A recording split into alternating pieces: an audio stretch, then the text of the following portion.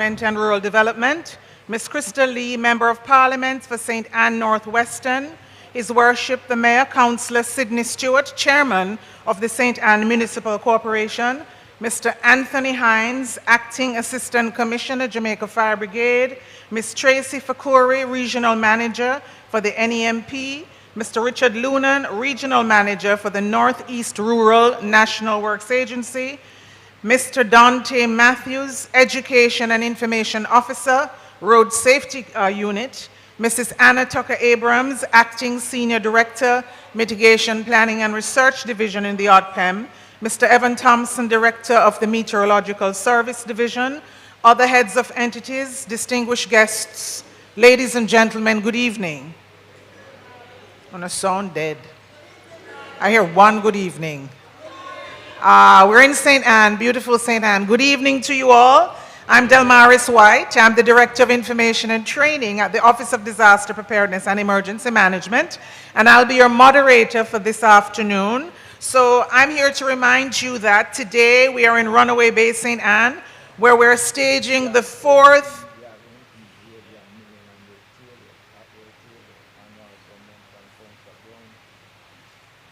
Today we are in Runaway Bay, St. Anne, where we're staging the fourth leg in the series of public education and public relations interventions in parishes all across Jamaica.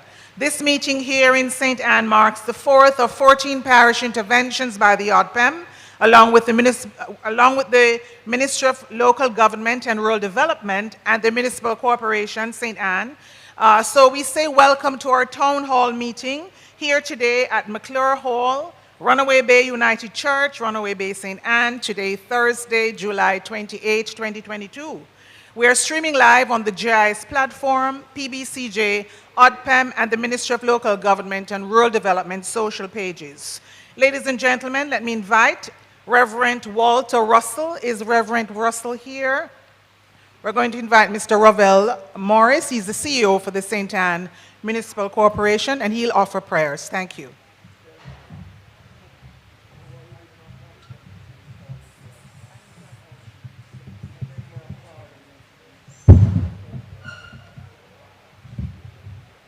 Good evening, ladies and gentlemen. Before I pray, let me just read Psalm 24, 1 and 2. The earth is the Lord's, and the fullness thereof, the world and they that dwell therein. For he had founded it upon the seas, and established it upon the floods. We are here today to discuss matters pertaining to disaster and to the sustainable development of the area that we're in, namely Runaway Bay. And I ask you to stand as we pray, and we do hope that at the end of these deliberations with the agencies, that we'll have plans in place so that we can have a sustainable environment. Father, we thank you for your love, we thank you for your compassion, we thank you for your grace, we thank you for your mercies. We are glad to be in your presence another time. We thank you for this town hall meeting where the citizens of Runaway Bay and its environs can come to hear the agencies and to hear matters pertaining to disaster preparedness. We pray, Lord God, that there be effective discussions and solutions, so at the end we'll have a sustainable environment in this time. We tell you thanks in Jesus' name. Amen. Thank you very much, Mr. Morris. At this time, I'd like to acknowledge Councillor Winston Brown. He's the leader of the Minority Caucus in the St. Anne Municipal Corporation, and also Mr. Xavier Main, Member of Parliament for South West St. Anne. So welcome.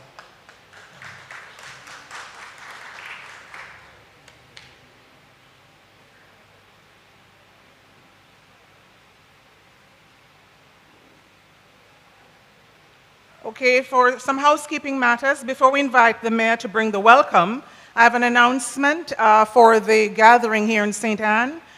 The question and answer segment, which will come up later on for this town hall meeting, we're inviting persons who have specific questions that you want to ask that you may not want to ask openly.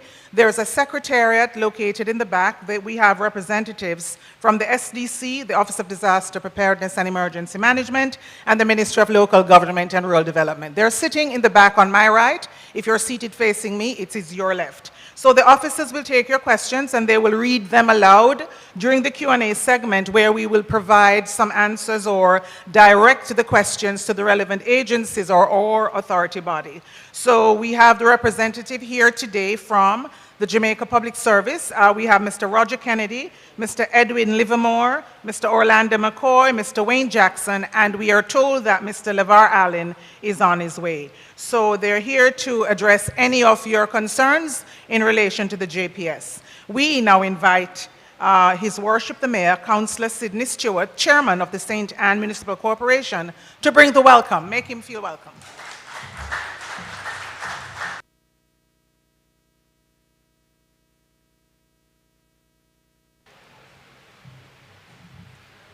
Ladies and gentlemen, good evening. Honorable Desmond Mackenzie, Minister of Local Government and Rural Development. Honorable Xavier Main, Junior Minister in the Ministry of National Security. Member of Parliament, Ms. Crystal Lee. My colleagues in the Municipal Corporation, members of the security force, members of the media, ladies and gentlemen, good evening. It's a wonderful occasion, I know this will be, and I'm honored to be welcoming and greeting you to, of course, the town hall meeting in St. Ann that speaks to disaster preparation and disaster management. Certainly we would have known what is the result of disasters, and of course the government is making a number of strides, particularly under the leadership of the Honorable Minister Desmond Mackenzie. And this evening I'm hoping and praying that we will have a peaceful, we'll have a fruitful discussion in relation to disaster. Certainly I'm asking all of us to ensure that we come out of this very productive. God bless you. Good evening.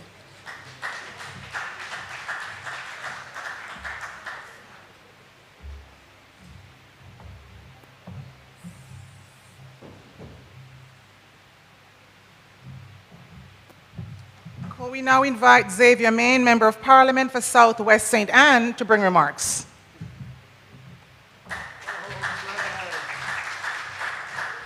Thank you, Madam Moderator. I too want to acknowledge in our presence today the Honorable Desmond Mackenzie, our Minister of Local Government and Community Development, Member of Parliament for North West St. Ann, Crystal Lee, Councillor Sidney Stewart, Mayor for St. Ann's Bay, other elected officials here today, representatives from ministries, departments, agencies, community members, well-wishers.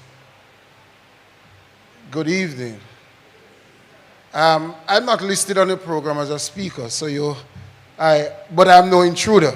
I'm a relevant stakeholder in the parish, and I want to use this opportunity to commend the minister and his ministry for taking a seminar of this nature right across the country. The only way to mitigate the effects of a natural disaster is through preparedness. And for years we have this department within the ministry has been advocating. But there are times when we would have seen certain occurrences and you wonder, what of the good words? What of the warnings that we would have heard out of ODPEM? The severity and the frequency of weather patterns and weather systems have changed over the years. We are now having more rainfalls. We are hearing of all sorts of natural disasters that are threatening our mere existence. Climate change, they say, is an existential threat to our existence. And so I'm very grateful for this seminar. I'm grateful, Minister, that you recognize that there is value to be had in coming in St. Ann with this sort of sensitization. And I say to you, residents, this is an opportunity for you to learn. What you learn here today may be the lesson or the teaching that save your life. Thank you.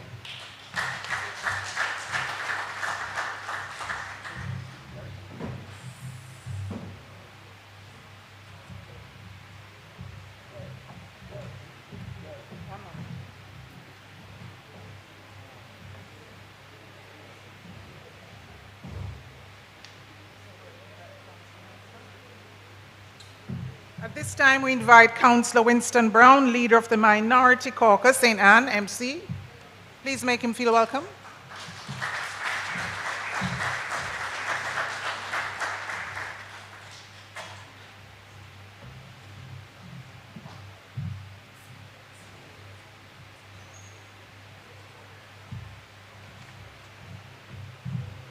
Honorable Minister Desmond Mackenzie, Honorable Minister of State Xavier Main, Member of Parliament Crystal Lee, His Worship the Mayor Sidney Stewart, councillors from the St. Anne Municipal Corporation, ladies and gentlemen, good evening. I too want to say thanks to the Minister for taking this town hall meeting across the island. Because disaster is a thing that we are all should be prepared for. But a lot of us, we just take it so simple. We only wait until we have disaster, we start to put preparation in place. And I want to say, Mr. Minister, when I heard that the meeting would be in Runaway Bay, I said, well, that's a good area. Because I experienced a lot of time flooding in the Runaway Bay area. I am coming from the hill most time, and my problem is flooding like in the Cave Valley area. And after I pass through the Cave Valley area when during rain time, I always think about heading to Runaway Bay, what it's like. And I think it is really good for us to go out there and to sensitize the people about disaster. And ladies and gentlemen, I too, as a member of parliament, say, let us learn what we can learn from it this evening, and thank you.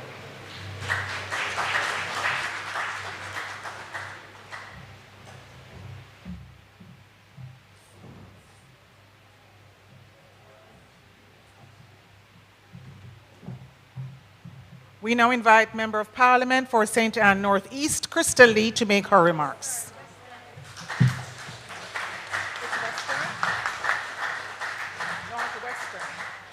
It is Northwestern. Thank you.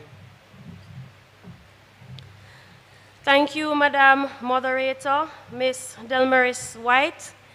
Honorable Minister Desmond Mackenzie, Minister of Local Government and Rural Development, Minister Xavier Main, His Worship the Mayor, Councillor Sidney Stewart, councillors, ladies and gentlemen, heads of agencies and organizations here with us this afternoon, members of the media, pleasant good afternoon to you all.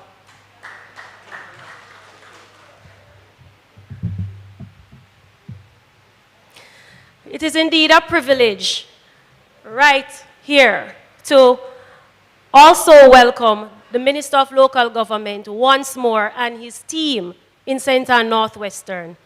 The minister that we have now has always been a hard-working and responsive minister, and I just want to take this opportunity to thank you, Minister, that when Runaway Bay was flooded in the heavy rains recently, you were here the very next day with your team, looking at what would have transpired, investigating, and now pretty much remedial work has actually begun. A round of applause, please, for the minister and his team. We have a very responsive and hardworking minister and team in the Ministry of Local Government.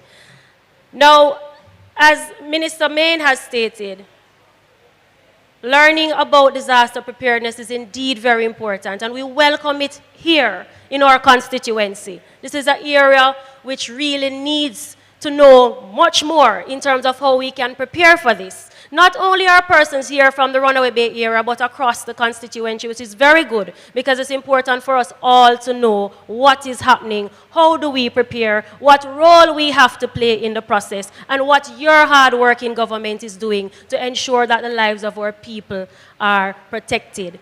Now, I just want to share with you a few things. Part of the thing in preparing for disaster preparedness is ensuring that drain work and good road infrastructure is also in place. Because, you know, once the road is mashed up, then of course it brings down, it also causes the drains to be blocked. It causes the water to divert to properties and areas where it really shouldn't be diverted to. And I just want to take this opportunity to announce that the Honorable Minister of Works had mentioned earlier, right, in July, that he would have been confirming road works for the Runaway Bay to Brownstown Road. And having spoken to the minister just 2 days ago, he confirmed that coming this weekend, the work should go, the first phase of that work should go to tender, to procurement. Round of applause. Imagine if the first phase of us getting Runaway Bay right there, going halfway through. Imagine us getting that done within the next 6 to 7 months. That is something that we're thankful for, and we welcome it in the area. In the interim, because procurement will take a time, we will take a time. And the reality is sometimes these procurement go as far as up to a year. However, the minister has confirmed to me that based on changes in the procurement process, it may take less time, perhaps 7 months. In the interim, emergency patching is underway for the Runaway Bay to Brownstown Road and also the Discovery Bay to Orange Valley Road. So those works will begin in short order. We know that the patching really doesn't last, but until we are able to do a full rehabilitation of the road network, we have to do that in the interim so as to make the surface more drivable, to prevent accidents and other situations from happening. Now, as a first-time member of parliament, I have seen a whole lot of things that can be caused by disasters, right? And natural resources just channeling in different directions. One such area is the road from Priory to Bamboo at Sleepy Hollow, where because of the river flowing once it rains, we had a slip-away right there at Sleepy Hollow, a big breakaway. And I must announce this afternoon that that work was completed last week, where Gabion baskets and a retaining wall was completed by the National Works Agency to protect our people. Now that roadway is secure, and we are advising that you drive with caution. You continue to drive with caution. So this is, and even for, in the talk about disaster, the library area where it floods when it rains, that too caused our people a lot of distress. For over 20-odd years, that area, once the rain falls, the entire surface there is flooded. People's businesses are flooded out. People's households are flooded out. And I must also thank the National Works Agency and to show you the work that the government has been doing to assist in fixing these issues. I must announce today too that that work has been completed, where a drain infrastructure has been put in place the week before last, and the entire surface has been paved, and we have been told by residents, and I've seen it too with my eyes, that it is working, because when the rain now falls, the entire water flows straight through the drain and out of the road. So that is some of the work that we have been doing. National Works Agency has assured me that on their tour with Minister Mackenzie, they had given him some assurance of some of the work that they would have undertaken since the Runaway Bay flooding. And I would like to say that one such work that has been completed so far is the widening of the holes right at Runaway Bay, right where the wall is. That has been done where it's now able to accept more water coming through. Now that was completed a few weeks ago, so when the water rushes down, we're hoping that more water will be able to go through. A proposal doesn't divert all over the place. That too should control the amount of water coming down. Those are some of the proposals that we're waiting on to come through, but I've just showed you that work has begun, work has started. We have a responsive team working with, and I would like to thank them all for the hard work and for being so responsive to me and my constituents. So ladies and gentlemen, we are here to listen to the various presenters, listen to the minister as he presents, and we're all here to learn. Thank you all for coming out, and God bless you all.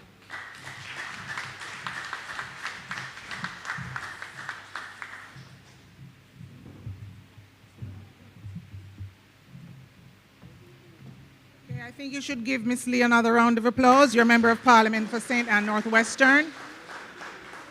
A lot of information was shared with you in terms of what's happening at that level. Coming up now, we're going to have the presentations from the state entities. We have Jamaica Fire Brigade, NEMP, NWA, the Road Safety Unit, and the ODPEM. We're going to, I want to say, defer, suspend, wait a little bit, yeah, for the item. So we're going to take a couple of the presentations first, and then we'll have the poem for you. So let me then invite Mr. Anthony Hines. He's the Acting Assistant Commissioner for the Jamaica Fire Brigade, and he's going to make the first presentation. Please let him feel welcome.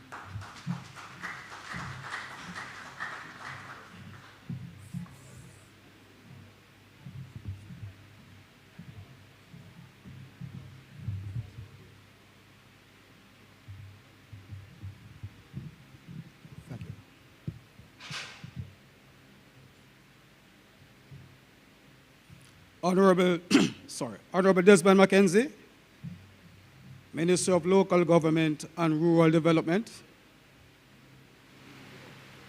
Members of Parliament, Crystal Lee, Crystal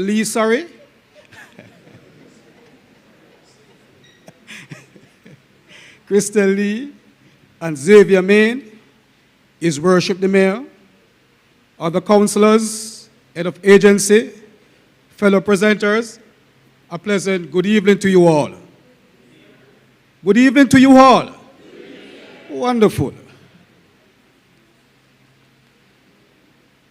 The mission of the Jamaica Fire Brigade is to minimize loss of lives and promote public safety through the application of suitable technology by highly trained professionals working in close collaboration with stakeholders. As indicated in the Fire Brigade Act, the role of the Jamaica Fire Brigade is to protect life and property from fires and other emergency within the island and its territorial waters. The Jamaica Fire Brigade duties, as prescribed by law, includes extinguishing fires, protecting life and property endangered by fire and other disasters, and these disasters such as earthquake, floods, hurricane, windstorms, the escape of dangerous fumes or fluid, explosions, oil spill, and other dangerous pollutants in the air or sea. Thirdly, inspecting buildings to ensure that steps are being taken for the prevention of fires and for protection against the dangers of fires and other disasters. And these public buildings are office building, factories, warehouse, any building in which workers are employed, and building in which hazardous substance or material is stored, manufactured, or processed. Another duty of the Fire Brigade is making arrangements to ensure that reasonable steps are taken to prevent or mitigate loss of life arising from fires and other disasters. And our trained fire prevention officers are the individual to conduct these inspections. In the case of fire and other disasters, the Jamaica Fire Brigade is the government first responding agency for firefighting and search and rescue operation. The Jamaica Fire Brigade also collaborates with key agencies during disasters. And some of these agencies are the Office of Disaster Preparedness and Emergency Management, the Jamaica Constabulary Force, the Jamaica Defense Force, Ministry of Health, Ministry of Labor and Social Security, National Work Agency, Jamaica Public Service Company, National Water Commission, National Environment and Protection Agency, and also the Municipal Corporation. The Fire Brigade since 2018 in the parish of St. Ann respond to a total of 3,537 incident calls. of the total calls responded to, 16% of these calls are structured fire related. I would just speak to the response capability of the Jamaica Fire Brigade in St. Ann Division. The St. Ann Division boasts an operation complement of 195 firefighters. Also, 7 fire prevention officers and 6 assorted fire units. These resources are distributed across 3 stations in the parish, namely St. Anne's Bay, Ocherius, and Brownstown. The Jamaica Fire Brigade has procured equipment such as inflatable rafts, and one of these rafts is assigned to the St. Ann Division, and firefighters. So not only is the raft assigned to the division, but firefighters are trained in water rescue to effectively operate these craft in times of need. The Jamaica Fire Brigade also procures specialized ropes, and all these ropes are, in fact, at all 3 fire stations in the parish. Chainsaws and other tools are available to treat with situations caused by hurricane and heavy rainfall. The Jamaica Fire Brigade also assists in damage assessment. We also possess portable pumps that is able to lift water from open source, such as rivers and seas. And all stations in the parish have one of these equipment. There's also hydraulic cutters available, and these critical piece of equipment is used to extricate persons, trap persons from motor vehicle accident, collision, and other related incidents. Firefighters are also trained to operate these equipment. And a perfect example of the operation was in that mass casualty accident that happened last Sunday morning. Some of the operational challenges that we face as an organization, especially in the parish of St. Ann, is our response capability in terms of travel distance when responding to incidents in certain parts of the parish. And this impacts significantly on response time. Also, the lack of our emergency medical service in the parish to render medical care to citizens, especially at motor vehicle accident. And if you look outside, you see that ambulance over there. That is the emergency response team from Trelawney, who is giving us some assistance now in the parish. Some plans to mitigate against these operational challenges going forward are to increase fire stations strategically across the parish. And in this regard, the Jamaica Fire Brigade and the Municipal Corporation in St. Ann are working together to identify suitable lands in the Claremont and the Alexandria area to erect new stations. The rollout of the emergency medical service in the parish. It must be noted that operational space for this critical service are already established at the St. Anne's Bay and the Ocherius stations. Staff has been trained, and the brigade is now waiting the procurement of ambulances to roll out this critical service. These initiatives will certainly increase the response capabilities of the parish and, by extension, the Jamaica Fire Brigade going forward. I thank you.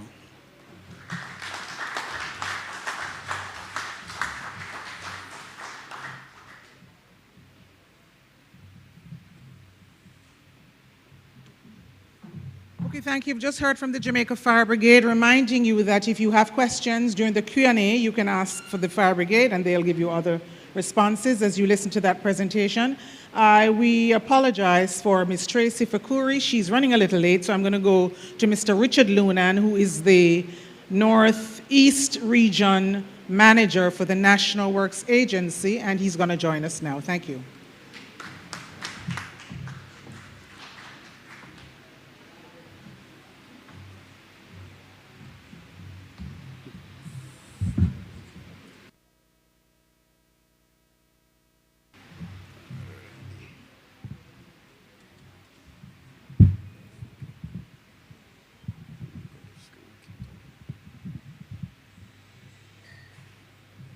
Honorable Minister, Mr. Desmond Mackenzie, Minister Xavier Main, MP, Ms. Crystal Lynn, MP, Crystal Lee, sorry.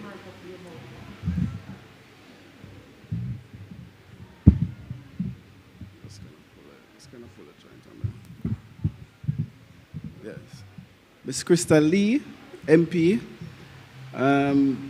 Mayor Sydney Stewart, specially invited guests, colleagues, ladies and gentlemen, good evening.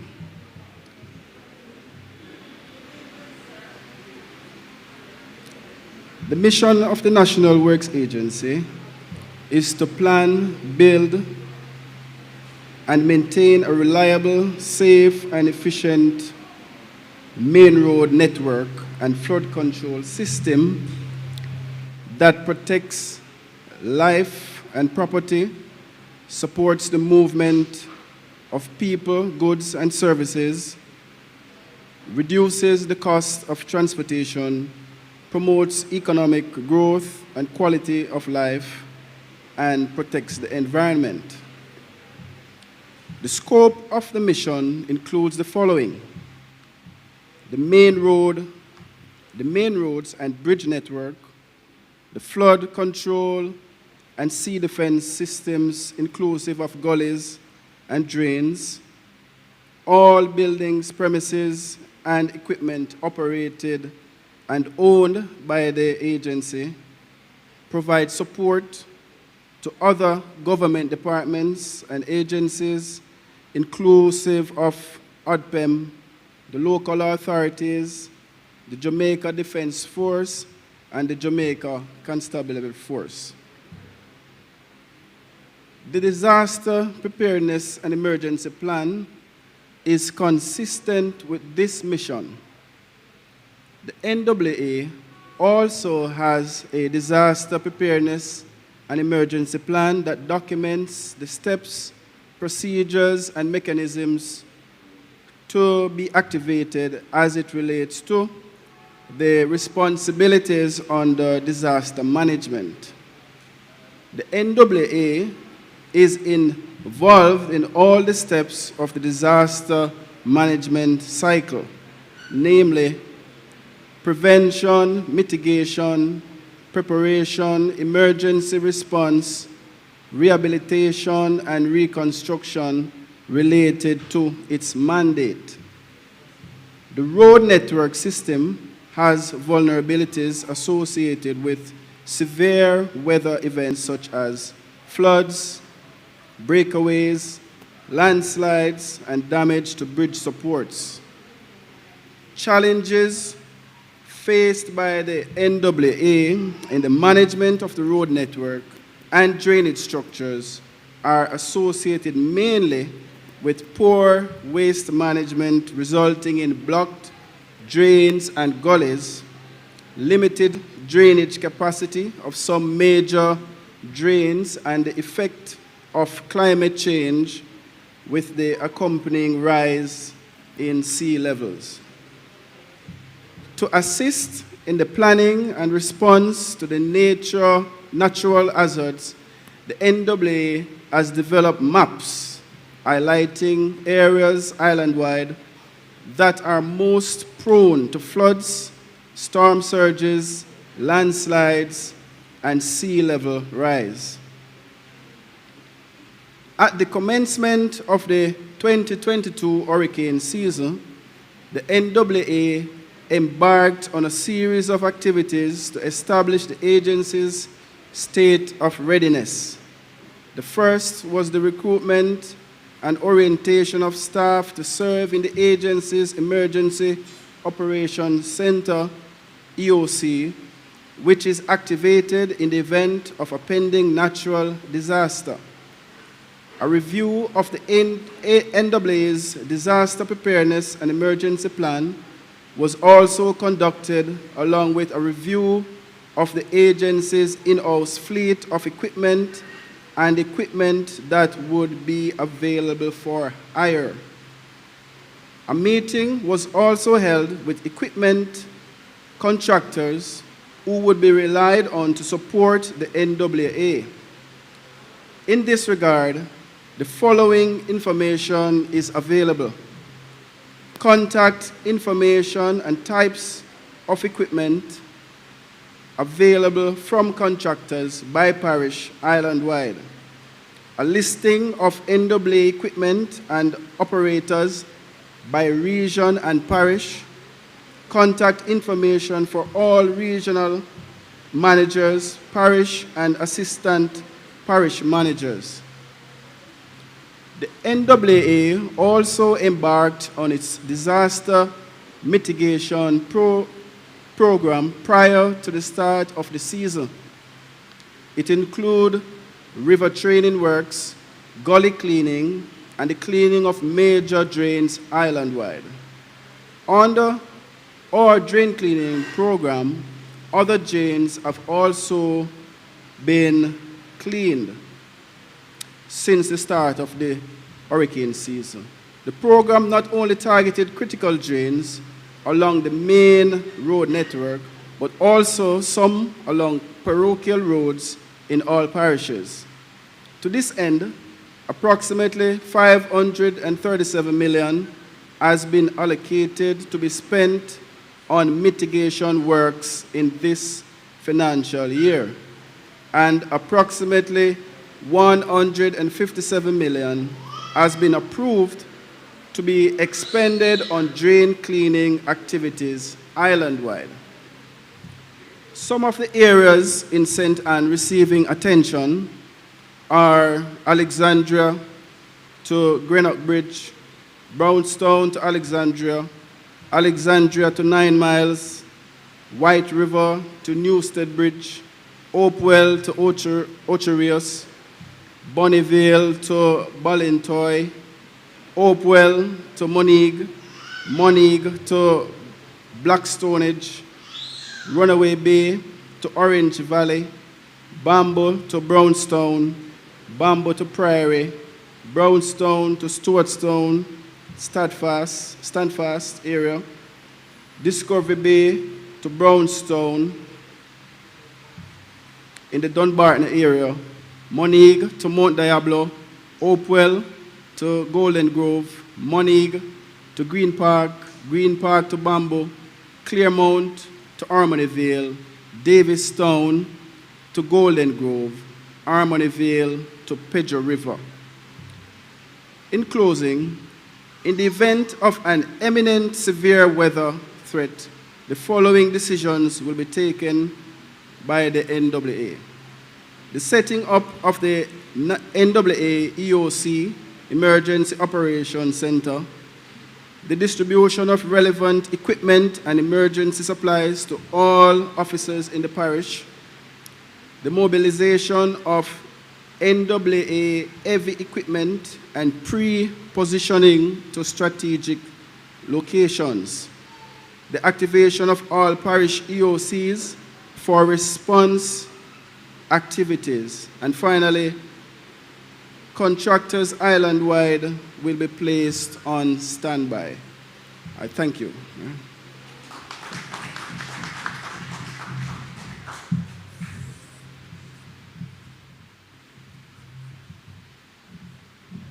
Okay, thank you very much again, Mr. Loon, and a very thorough presentation. Just a reminder that he's here to answer your questions during the Q&A, so if you have any questions for the National Works Agency, you can ask at that time. I would like to recognize in-house now Councillor Ian Bell, and also a representative from the St. Anne's Bay Hospital, Ms. Tanya Hampstead, and she's here to also take any questions that you will have later on. Let us get into the rest of the presentation. Tracy Fakuri is here now, so please make her feel welcome. She's the Regional Operations Manager for NEMP. Thank you.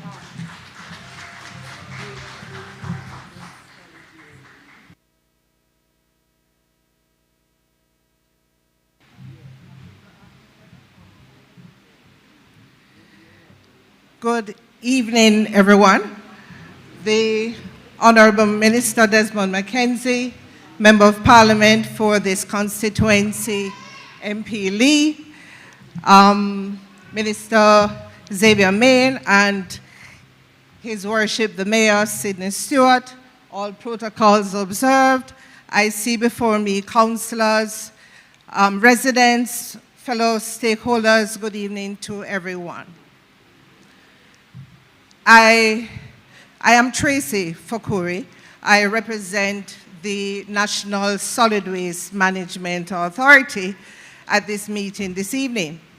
While we are here to speak about disaster preparedness, my presentation will be a little different because I'm here to talk about the partnership between you, me, all of us, the producers of waste, and the NSWMA being the authority with the responsibility of the proper disposal of this waste. So, climate change is something that we have been talking about for a very long time. It is something that each and every one of us is feeling the impact of. Our weather patterns have changed. As early as February of this year, we had an incredible amount of rainfall that significantly impacted this district, this community right where we are. All of these things are indications that 10 years ago, what we have grown accustomed to have changed. So I'm saying to you that disaster preparedness is not something that we start looking at in June. It has to become a way of life. How does solid waste fit into this picture? Of course, we partner with all stakeholders to pool all our resources, whether equipment or human resource, in the event that there is an emergency. However, I would like to see us get to the point where civic pride, how we manage the waste that we produce at home, becomes such a household topic. Things like waste separation, things like separating your plastics from your biodegradable waste, things like packaging your waste, storing the waste, containerizing the waste up to the time of collection. And I'm very deliberate when I say that, because I know I'll have a lot of questions later on, and I'm here to deal with them. However, we all play a role. Even I at home, being the regional manager, have to play a role in what is presented to our sanitation officers and our drivers at the time that they pull up to do the collection. So I'm inviting a conversation on how we can reduce the amount of waste that we actually put out for collection, how we can protect our waste, how we can reduce the amount of plastics and garbage that gets into your drains, which is what is going to block the drains, which is what is going to create flooding and all manner of disastrous events. So it's a partnership. Yes, I know the garbage trucks don't come on time. Yes, I know sometimes even 2 weeks pass. That's the longest, right? All right, okay, we'll deal with that later on. While I'm saying we have issues that internally we are working on. And one thing I know that everybody will agree, we have the greatest, strongest, most active minister of local government. I thought everybody would be clapping. Right. Good. So, through this minister, before the end of 2022, NSWMA will receive 50 new trucks. No clap? Right. So what that means for this community is for certain you'll see a more regular, a more consistent type of collection. So I'm asking for your continued patience. I am asking for you to take it easy on me later on, knowing that I share your concerns. I deeply share your concerns. And we're doing the best, yes, we are doing the best we can with the resources we have right now. But it's important that we appreciate that we all play a part in this, protecting this beautiful island that we call Jamaica, our home. That's my presentation. Thank you.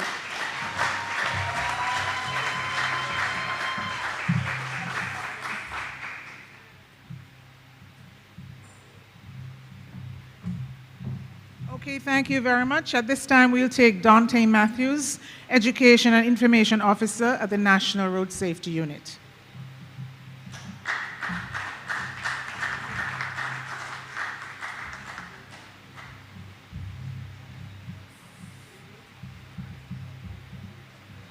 Thank you.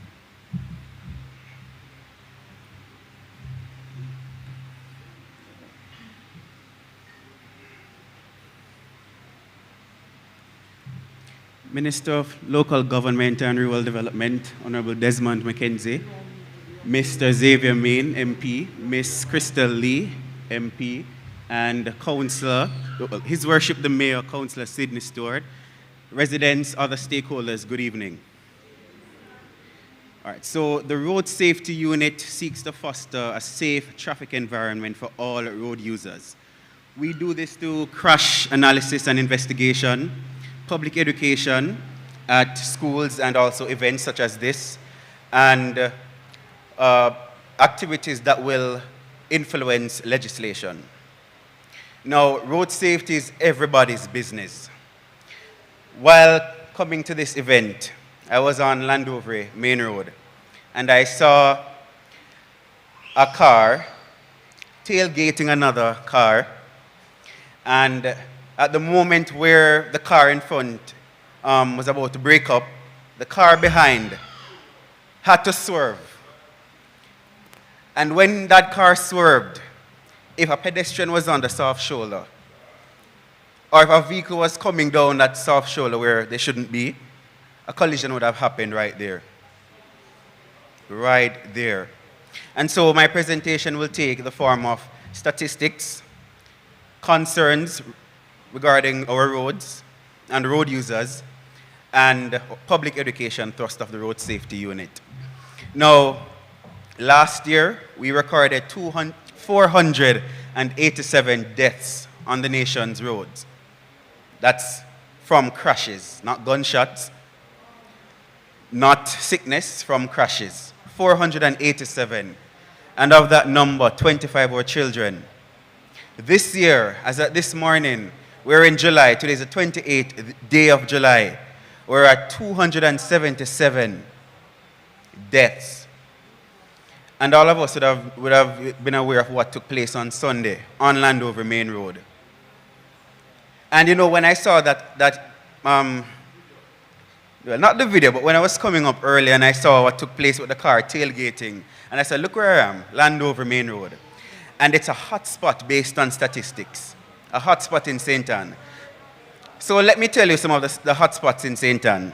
So we have Landover Main Road. So far for this year, St. Ann recorded 27 deaths.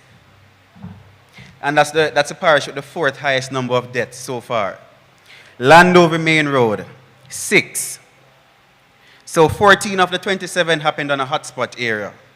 So Landover Main Road, 6. Draxhall Main Road, 2. Runaway Bay Main Road, 2. Edward Siaga Highway, 4. And that totals 14 of the 27 that took place on a hotspot area.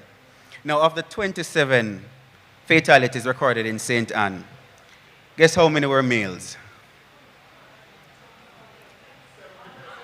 22. So 22 of the 27 were males, and 5 were females.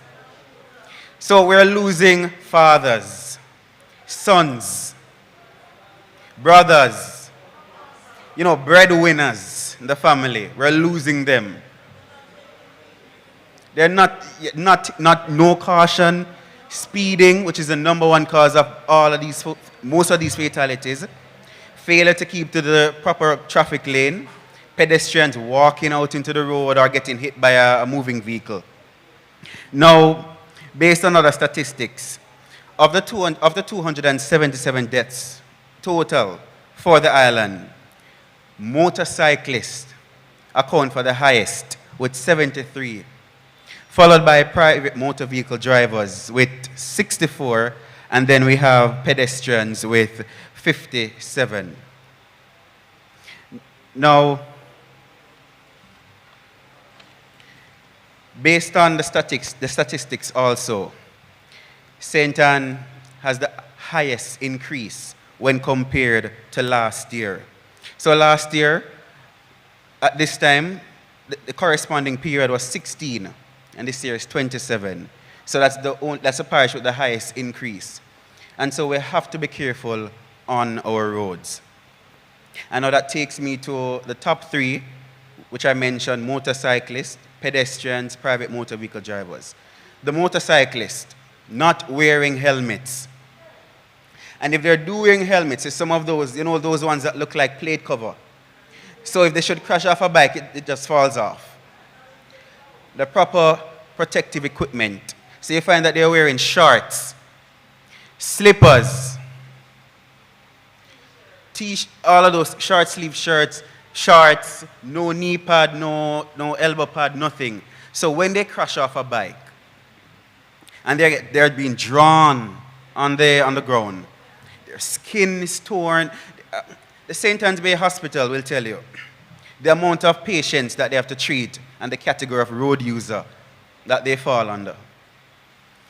In June, we had an outside broadcast at the St. Anne's Bay Examination Depot, and we had an orthopedic surgeon who did an interview, and he mentioned the amount of injuries and the bed spaces that have been taken up because of road crash injuries, basically. Persons treating cuts on knees and elbows and all of that, they're taking up spaces in the hospitals. For the private motor vehicle drivers, no seatbelts. No seatbelts, texting and driving. Shutter driving. Fast car, want to show off. Pretty girl in the car, so you have to show the pretty girl that you can drive fast. Showing off because you're a big driver and you have your driver for 10 years and 20 years. So because you have your license for so many years, you can't meet in an accident. Foolishness. And that takes me back to the campaign that we did that completed the other day. Stop the Foolishness campaign. Because what has been happening on our roads, what our road users have been doing, complete foolishness. And so for the pedestrians now, walking, just going across the road. And a lot of persons like to ask, these pedestrians when they're crossing, if them ever see a car in a hospital. Or if them can grease car wheels. So it's very important as road users that we take caution. So if we have relatives at home who ride motorcycles, or drive motorcycles, I should say, ensure that they wear a helmet. And not only the motorcyclist, but the pillion passenger as well. And it should be one pillion passenger. 2 persons should be on the bike, the motorcyclist and the pillion passenger. Not 3, not 4, not 5. And we've seen cases like that. Another issue with them, they remove mirrors from the bikes. Why would you remove a mirror from the bike? How do you see behind? How do you see what's going on behind? And we get to understand that they remove the mirrors so that they can get through traffic easily. Apparently, removing the mirrors make the bike slimmer. So when you're in traffic now, you see them just passing you. They remove headlights. They remove the silencers from the motorbikes as well. So those gunshot sounds you hear from the bikes. Disturbing communities, disturbing hospitals, schools, all of those things. Another issue is nights, wearing dark clothing at night. There are areas where there are no street lights, or if there are street lights, they are far apart. So imagine you walking on the road in a full suit of black. You're blending in with the dark. As my friend here would say, dopey. The cars coming don't see you. So they have on the headlight, you know. But that motorist is so busy texting and driving, they don't see you. By the time they see you, you're already on the floor. Another thing with children also, they like to play, you know, last lick when they're coming from school and they play on the street. Parents, advise their children not play on the road. Walk in single file. Cross when it is safe. You know, when we go to the schools and we do the presentations and we ask them, how do you cross the road? Up and down. So I ask them, show me up. So they point into the sky. I say, show me down. They point on the ground. And so we have to be reinforcing, you know, you look right, you look left, then you look right. And so we ask them, why do you look to your right first? And you know, we are brilliant students in Jamaica. So they say, all right, we drive on the left-hand side of the road. So the traffic closest to you would be on your right. And so our public education continues in schools. We did St. Anne in May. We did schools in St. Anne and we did some in June as well. And so if you have a school or if you have, let's say, a parent-teachers association, because we need to talk to the teachers as well and the parents, invite us to come in and talk. We have the videos. We have our presentations ready. And one thing we do when we go into the schools, we teach the curb drill, and we usually go with officers from the public safety and traffic enforcement branch, and we teach what is known as the curb drill or the hand in the air drill. So that teaches the students how to cross using the hand, which makes them visible. And it works. Another thing is in the back seat. The children tend to don't want to put on their seat belts in the back. And the overloading of cars. I asked them how many persons supposed to be in a car. One student said 7, one said 8, in a regular 5-seater. So when that happens, you can't put on the seatbelt because everybody's lapping up and you have 5 persons in the back, in addition to the motorist and the passenger at the front. And then you have going in trunks, and some of them like it. They go into the trunks of vehicles, and we ask them why. Because it's fun. So I asked them, what happens when a car slams into the trunk? That's when they start to think and say, oh. So one student said, me not go back in no more trunk. And so we have to reinforce these safety measures, not only for children, but for adults. We have different types of road users: motorcyclists, motorists, pedestrians, passengers, pedal cyclists, disabled road users.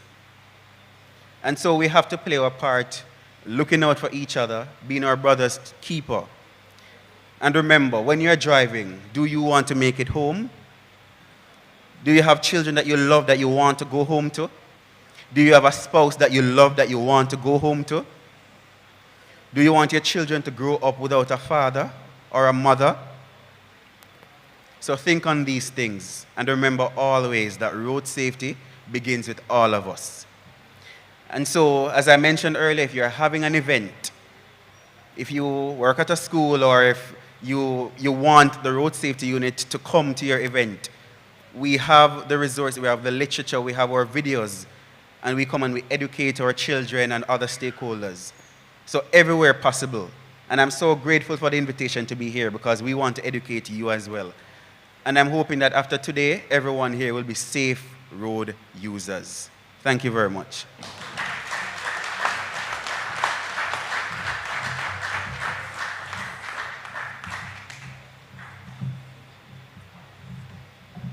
Another round of applause for Dante Matthews.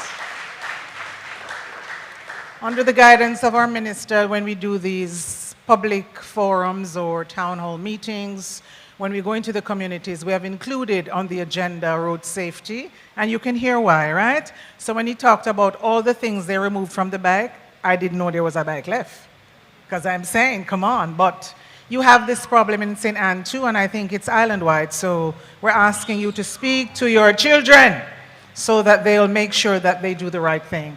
Another direction from the minister is that we also include health on the agenda. So I'm going to ask Mrs. Tucker Abrams for a few minutes while we invite Tanya Hamstan from the St. Anne's Bay Hospital. We're putting her on the spot a bit, but we want her to come and speak to us about how we too can be safe and what's happening in St. Anne. Give her a round of applause, please.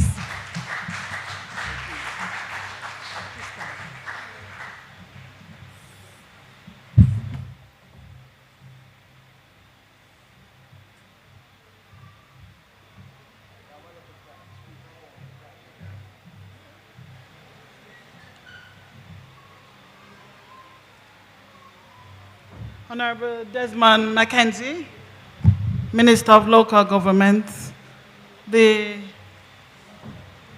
Mayor, and other distinguished guests at the main table, ladies and gentlemen. I stand here as one of the family of St. Anne, but I speak directly to the impact of motor vehicle accidents on the hospital. And I speak directly, I've been speaking over the few months about this, but directly to what happened on Sunday.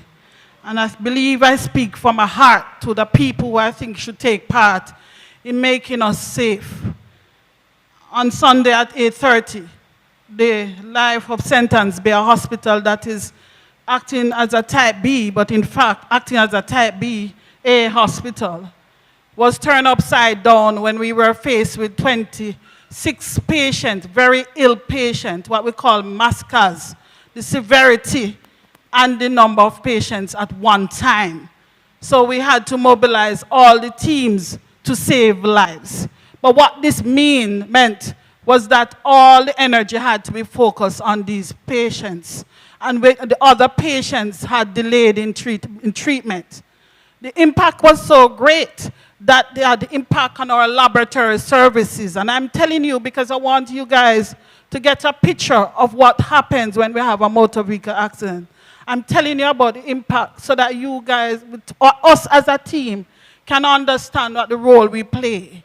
So it had significant impact on our lab services. Already we don't have blood, we need blood. And it had impact on the staff. We had to mobilize everybody, those who on duty, those who are off duty, to come and save lives. Had an impact on the relatives, turned upside down and emotionally and physically. And it had an impact on the resources in terms of our X-ray resources. Everybody had injuries to their lower limbs except one man.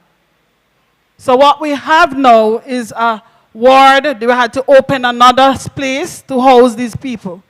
We have at least 24 patients with injuries to their lower limbs. In other words, broken bones. What this means for Jamaica is production will be reduced. This is you're talking about an age group between 15 and 50 years old. That's productivity. Each person with a lower limb fracture is going to have at least 2 surgeries. This cost. At least 10 has had initial surgeries already, but they will need surgeries. They're going to be prevented from working for months in already a country that we need to productivity be high. This is the impact. There's no delay in other patients being seen.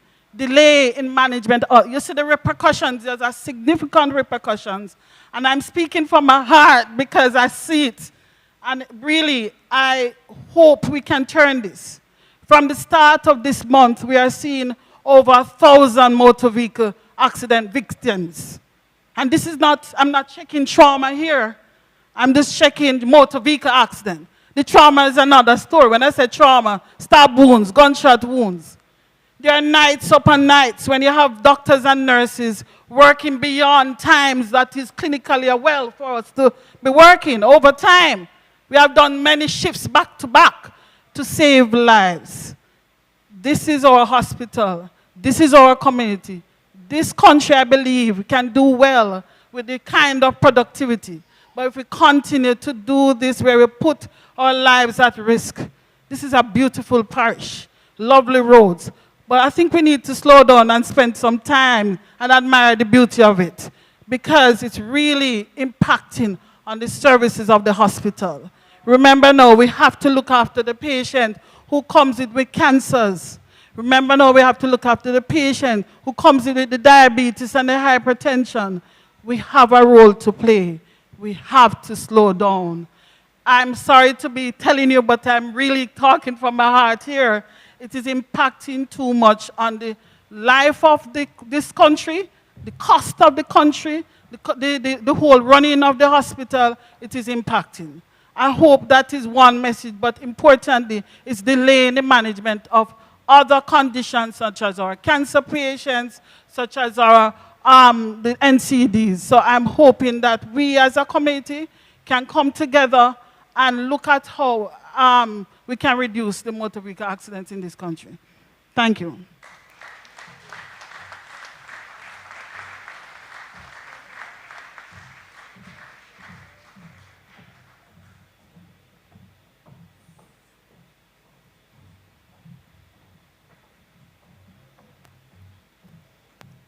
Okay, thank you very much, Ms. Hampston. You got some information from Health. If you have any other questions for her during the Q&A, we're asking that you just either you take them to the secretariat at the back or you can ask them at the microphone. I'm very biased when it comes to my colleagues from work, where I work at the Office of Disaster Preparedness and Emergency Management, so I'm very pleased to introduce you to Ms. Anna Tucker Abrams. She's a Senior Director for Mitigation Planning and Research acting at ODPEM, and she's going to share some information about what the ODPEM is doing in St. Ann. Please make her feel welcome.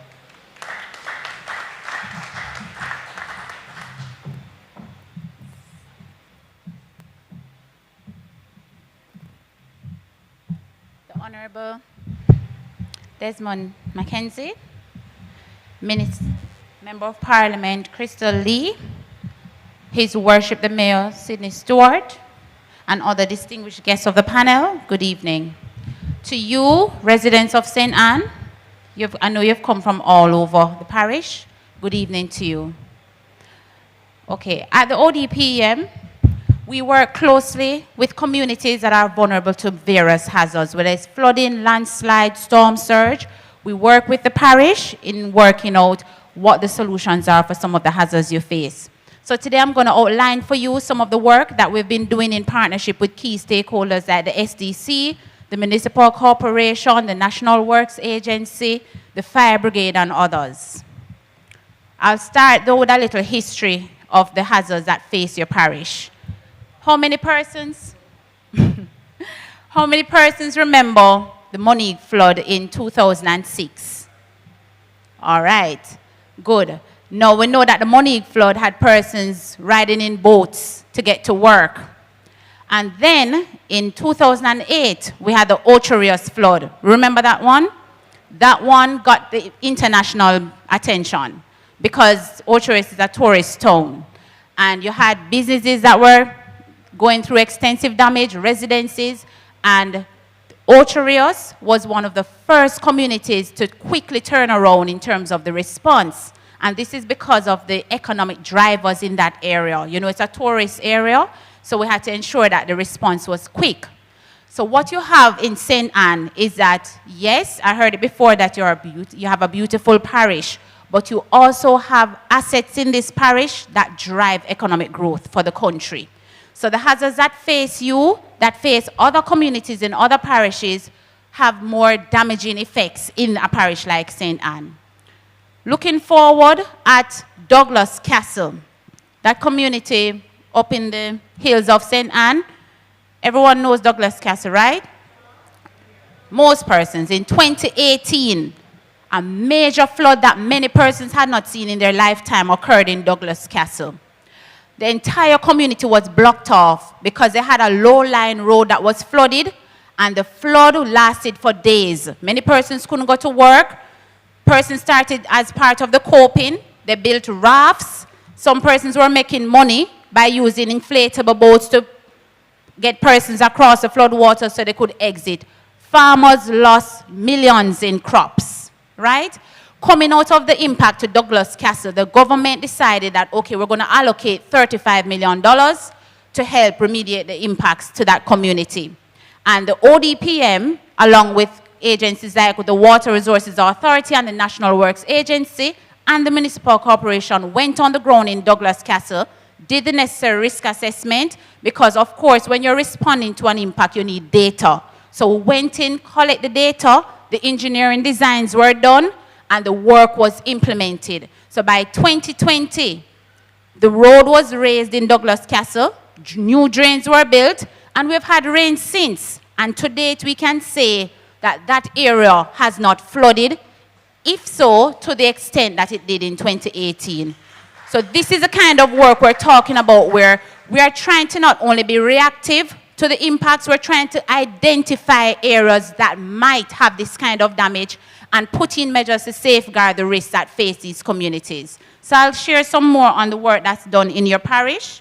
Of course, we're in Runaway Bay, and it has been mentioned earlier about the flooding that occurred, especially along the sections of the North Coast Highway from Runaway Bay to Discovery Bay, and rehabilitation work has been done. So you're a parish that has been favored in terms of response. You have received impacts, and the remedial work is timely in your parish, in generally speaking. Now, the role of ODPM is not just to react to your impacts. As I said earlier, we are part of the planning process, and this process, we use a multi-stakeholder approach. We work with the community, we work with agencies, and then we come up with solutions together for implementation. Other things that we've been doing, I don't know if you know, but you have 87 shelters in this parish. 87 across the island, across the parish. And of course, if there's impact, we expect you to use the shelters. Not when you're already flooded. You need to evacuate before the flood happens and go to the different shelters.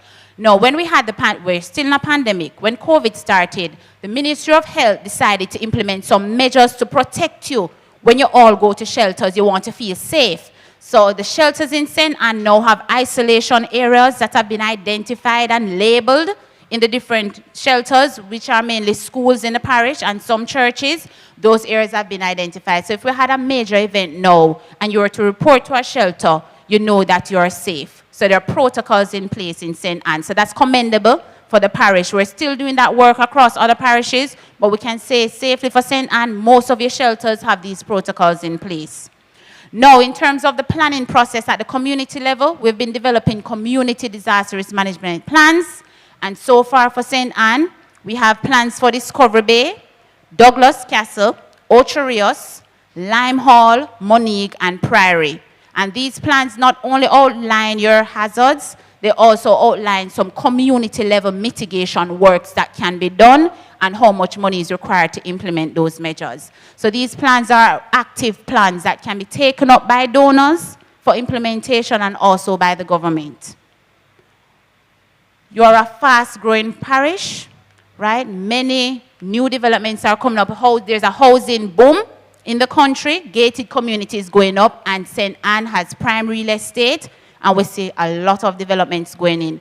What the ODPM has been doing as well is to ensure that we review all applications for new developments in this parish, because we know you have the flood risk. It's a very high risk. We know areas like Cave Valley and Pimento Walk face landslides as well. But what we're trying to do is ensure that the new developments that go in adhere to the procedures that are required to protect the citizens and protect your investment. When you buy a house, you want to know that it is safe for many years to come, and you can hand it on to your children. So the intention here is that we continue to review new developments, and we must say, sometimes we have to tell you no. Sometimes we have to say, no, you cannot build here. And we expect residents to be understanding that our intention is to help you protect yourselves, as we're all citizens of Jamaica, and the work must continue to safeguard the population as much as possible. All right, so before I go, we're currently in the hurricane season, so I want to leave you with some measures, some safety measures.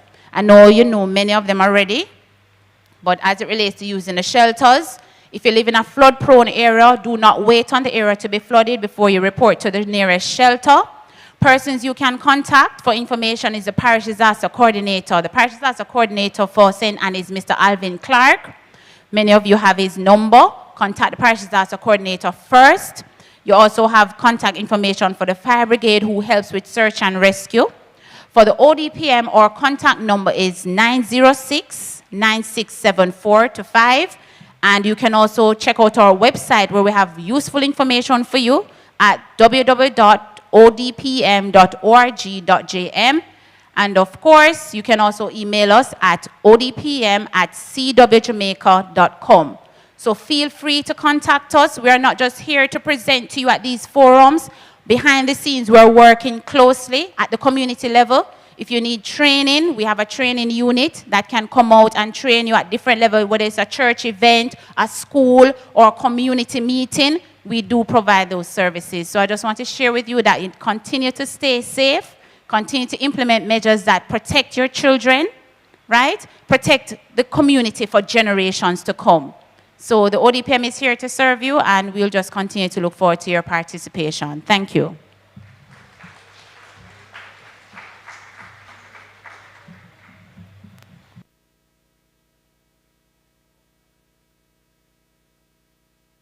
Okay, thank you, Mrs. Tucker Abrams. At this time, I'd like to recognize Marcia Smith, MP for Northeast St. Anne, State Minister and the Minister of Finance and the Public Service. Please give her a round of applause. All right, thank you so much. So we have a representative from ODPEM here. So I keep reminding you in the Q&A, if you have any questions, you can ask the representatives. I now have here with us today Mr. Evan Thompson. He's the director at the Meteorological Service.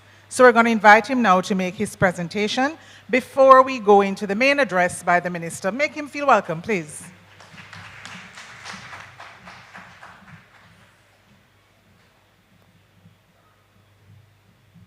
Thank you very much, and good evening, everyone. It's really very good to be here in St. Anne and to be in this wonderful area of St. Anne called Runaway Bay. It's nice to run away to Runaway Bay sometimes, and it's a pleasure to be here. Allow me to greet the Minister, Minister Mackenzie, Member of Parliament, Lee, also Member of Parliament, who is also in the, a member, Minister of State. I acknowledge you this evening, and also Mr. Mayor and other distinguished representatives of the municipal corporation, and other heads of agencies, and of course very distinguished residents of this area and of St. Anne in general. It's really a pleasure for me to be here and to represent the Meteorological Service, which is where I work. And there's a lot of work in the Met Service. You know, hurricane season is not the only time of the year that the Met Service works, because we have a lot of things to do and we have a lot of weather conditions to be monitoring. Right throughout the year, we are responsible for monitoring weather conditions, also collecting of data and analyzing that data, making sure that we are able to also do forecasts and warnings for all of you. So this dependent on any kind of hydrometeorological event, we have to be prepared to warn you so that you will also be prepared. And that is a major part of our functions. I just wanted to point out that well, I was listening earlier to some of the other presentations, and it's amazing the work that is actually going on. And when I heard the report from road safety, speaking about the kind of accidents that occur and the lives that are lost, I thought to myself, sometimes maybe it's better we get a hurricane than drive on the roads in Jamaica, because less people die in these hurricanes than we see dying on the roads because of just traffic accidents, because of how carelessly we use the roads. So we must really take better stock, or take stock and, you know, step back and look at what we are doing and make sure that we are prepared and also act responsibly.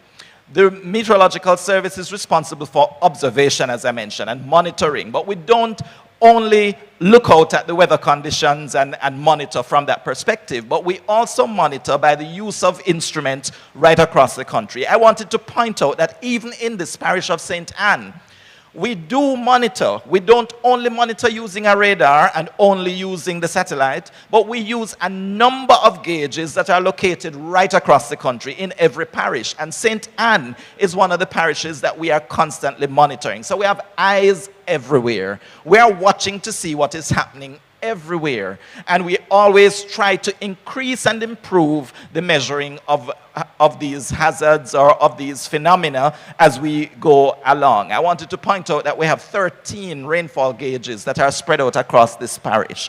We also have 7 automatic weather stations that are located in this parish. And my understanding is there is one actually in Runaway Bay that is helping us to understand what are the weather conditions that are occurring in this section of the parish, telling us when rainfall is occurring, telling us what the temperature is at that point in the area, and also even telling us what kind of wind flow you are having in this area. So we are monitoring very carefully. I also wanted to point out that we are continuing our investment in St. Anne, because over the past 2 to 3 months we have installed three automatic weather stations in this parish. And so we will continue the work, spreading out across the country and improving the way that we collect our data so that we can represent, we can see what is happening. It is important that we know what is happening before we can project into the future. We have to look to see what are the conditions now, how things are changing, and then what we expect in the future. That's why we can do our forecasting. And as you know just as well as I that our forecasting is the best that you can see anywhere, right? Whenever we tell you it's going to rain, you get rain. And when we tell you you're not going to get rain, you don't get any. And sometimes we don't only give you a 24-hour forecast, but we go further into 2 and 3 months, telling you these are the conditions that you should expect in your area. If you're a farmer, depending on what you are doing, we can tell you that these are the conditions that you should expect, whether you should expect more rainfall than normal.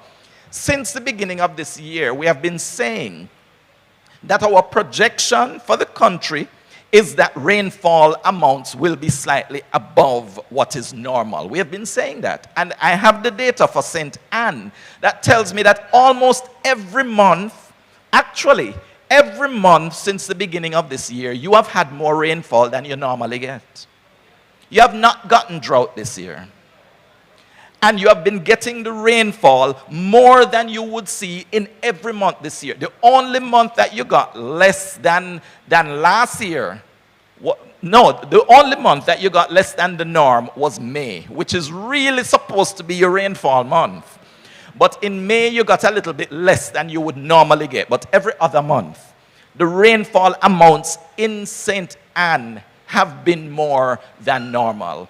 And what we are projecting for the next few months is that you will continue to experience rainfall that is a little bit more than normal, for at least going into September, October. After that, we'll see how things change. But you know, October is usually a rainfall month anyway. You normally get a little bit more. So you're likely to see more of that. But we also do projections in terms of what we expect for the hurricane season. And I don't want you to forget that we are in the hurricane season. And because sometimes for years we don't experience any major hurricane, we start to say, oh, we're not going to get any hurricanes. But the truth is, we remain a vulnerable nation, and St. Anne remains a vulnerable parish, and you could get hurricane activity in this area of the country anytime as we go through this hurricane season. So you have to always be prepared, always be on the guard, because this could very well happen to you. And you don't want to be caught flat-footed. You don't want to be caught unprepared and end up having to build back the things that you could have really secured in the first place. So I want to remind you that this year we are expecting an active hurricane season. We have had 2 months that we haven't had that much activity. But that means that if we're still expecting that number of storms, now we have less time to experience them. That means the frequency of these storms developing could be much more than you would have seen so far. So expect still to see some storms developing over the waters. We don't know if we will be hitting Jamaica, but we just have to be prepared all the time because it is still a possibility. And you have to know that the Met Service is monitoring, is paying attention to what is happening, and we're very well connected. You might think that the National Hurricane Center is the only place that can tell you what is happening, but our connections with the National Hurricane Center are on a first-name basis. We call people there and they call us here, and they tell us what is happening over the waters, and we tell them what we are experiencing. In fact, the last time when we had that hurricane move across us, last year we had a tropical storm actually that moved across the island of Jamaica. Many of us don't remember, but a tropical storm Grace moved across Jamaica last year. And it was because of the data that we were able to provide the National Hurricane Center. They were able to say to the international community, this is exactly where the system is. This is where the center of the system is, and this is where it is moving because of what we could provide to them. So we are continuing the investments in Jamaica. We are continuing the monitoring. The Met Service is keeping ourselves active to ensure that you get the information that you need when you need it, get the forecast that you need so that you can make preparation, and get the warnings that you need so that you can take action. So we want you to bear that in mind. How many of you have a battery-operated radio? How many people have a battery-operated radio? I've seen about maybe 10 hands, maybe 12. But this room has multiple times 12. And the truth is, we don't really think of it as a necessity until the time comes when we need it and we can't find it. And we say, can't tell when last me see a battery-operated radio. You always listen to the radio in your cars, or you might listen to some other maybe even on your phones. But sometimes you lose the energy on your phones and you cannot pay attention. You can't get the information, but you need to always be in contact. How will you get the warnings from the Met Service if you don't have the means to receive it? So bear those things in mind. How are you going to get the information? Ensure that you get it. Ensure that you get it on time, and ensure that you are able to act on it. Those are my few words this evening, and I hope you will remain prepared. Thank you.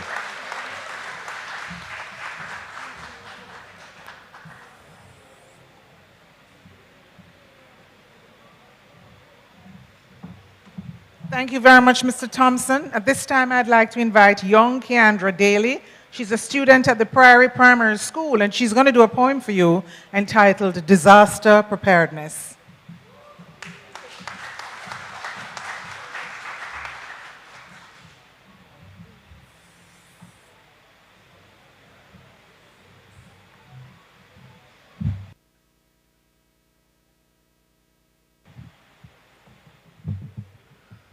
Good evening, everyone. My name is Kendra Daly.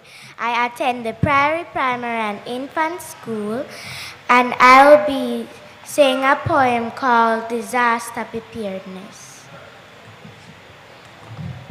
Disaster Preparedness by Sandrine Taylor. Me come to tell you about disaster preparedness. Preparedness, yes, preparedness. Me come to tell you about disaster preparedness. Preparedness, yes, preparedness. To prepare for disaster, you have to have a plan. Think ahead and prepare your man. Pay attention to news alerts and warnings, no evacuation routes. Nobody sit down act like a stooge. Me come to tell you about disaster preparedness. Preparedness, yes, preparedness. Hurricane and storm, a serious hazard. Batten down windows and doors. Have your first aid kit in a close proximity. Have a list of medication you need. Take heed and take notice. Cut down tree limbs hanging around property. Listen to me keenly and don't take this lightly. Me come to tell you about disaster preparedness. Preparedness, yes, preparedness.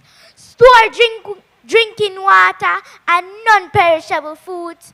Put up all important documents, safe and sound. Remember power cut, so get your battery-powered flashlight so things can be found. Listen to your radio, forget your updates. Stay indoors and remain calm. Keep your family safe and warm. Me come to tell you about disaster preparedness. Preparedness, yes, preparedness. After the hurricane pass and gone, check on your neighbor. Make sure them alright. Assess damages to your property. If you have livestock, check on them too. Please, me I beg you. Contact the ODPEM office for more info. Be safe and take care, yeah, man. Make sure you have a disaster preparedness plan. Me come to tell you about disaster preparedness. Preparedness, yes, preparedness. Me come to tell you about disaster preparedness. Preparedness, yes, preparedness. Be prepared. Be prepared. Be prepared.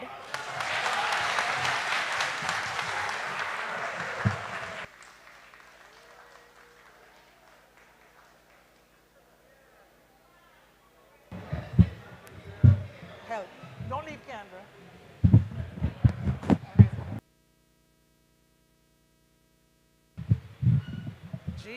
Geez, I'm so prepared, eh? Give her another round of applause. I understand Keandra has a social media page you want to tell them to follow you at? Please. It is called the aspiring poet. Okay, give her a round of applause. Thank you very much, Keandra. All right, thank you very much. When the young ones come and they can teach us a little bit more about what it is we need to do as adults for preparedness. We're always pleased with that. So give her another round of applause and follow her where? I want to forget already. The Aspiring Poet. Very good. We're at that moment where we now invite our Honorable Minister Desmond McKenzie to make his main address, and he's no stranger to you, so give him a really, really big round of applause. Thank you.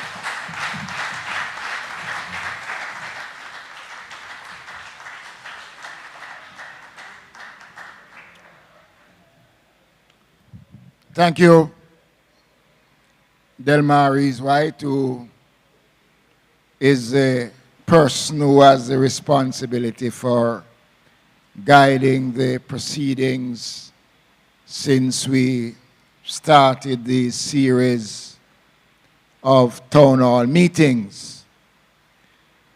I am particularly pleased today because I've been in the parish from as early as 9 o'clock this morning. And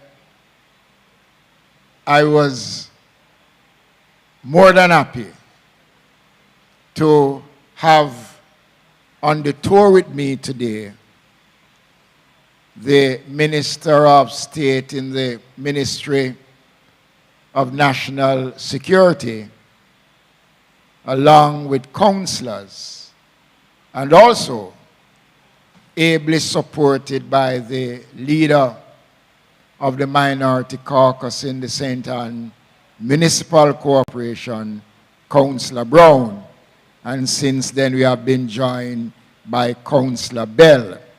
This is showing, ladies and gentlemen, that our approach to disaster and to ensure that the parish gets the benefit of your tax dollar is reflected in a non-partisan way, and I want to thank both sides for the support.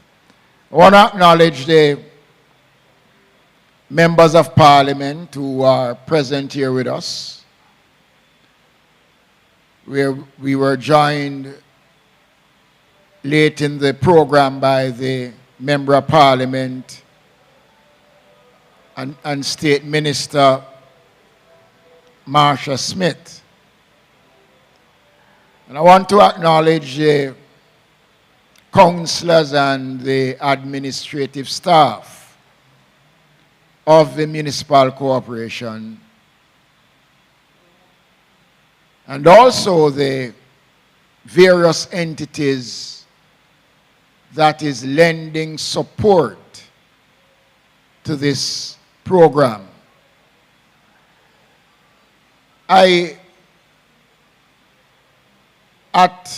This morning on my way in, I thought it would have been important to the parish and to Jamaica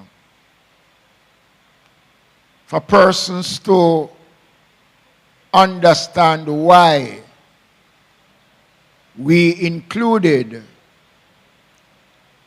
the National Road Safety Council as a part of our disaster preparedness education. And on my way in this morning, I felt it was important that the pressures that is being brought to bear on our medical services, that someone who is in the middle of it is given an opportunity to speak to the residents of St. Ann. And not just the residents of St. Ann, because we are being carried by both Nationwide and Power 106, and we are streaming live on GIS and other channels is carrying this broadcast.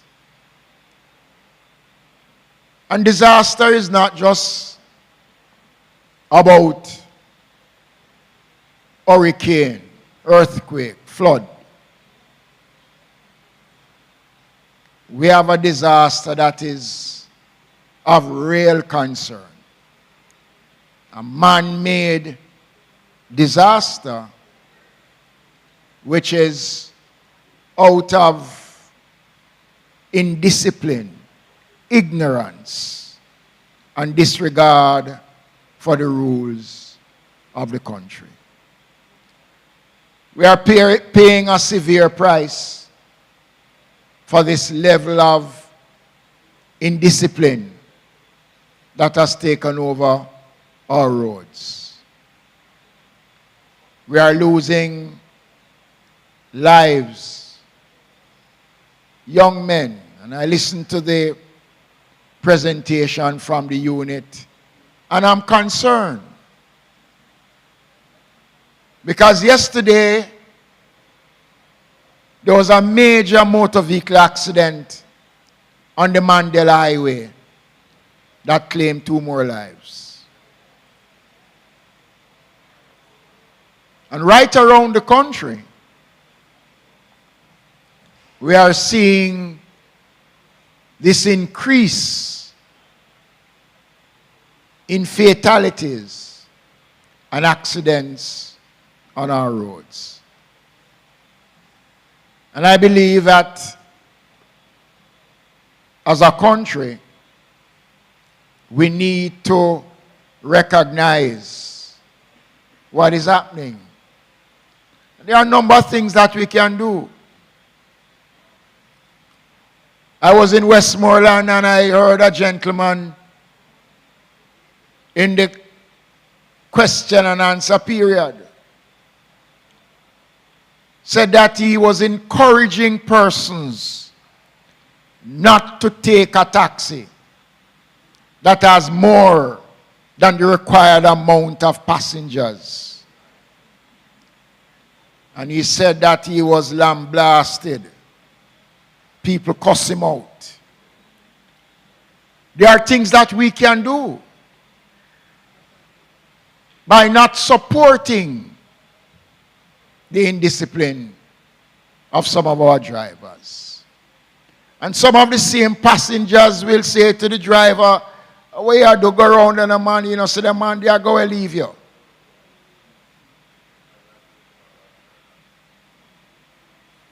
And I believe this is something that, as Jamaicans, we need to pay serious attention to.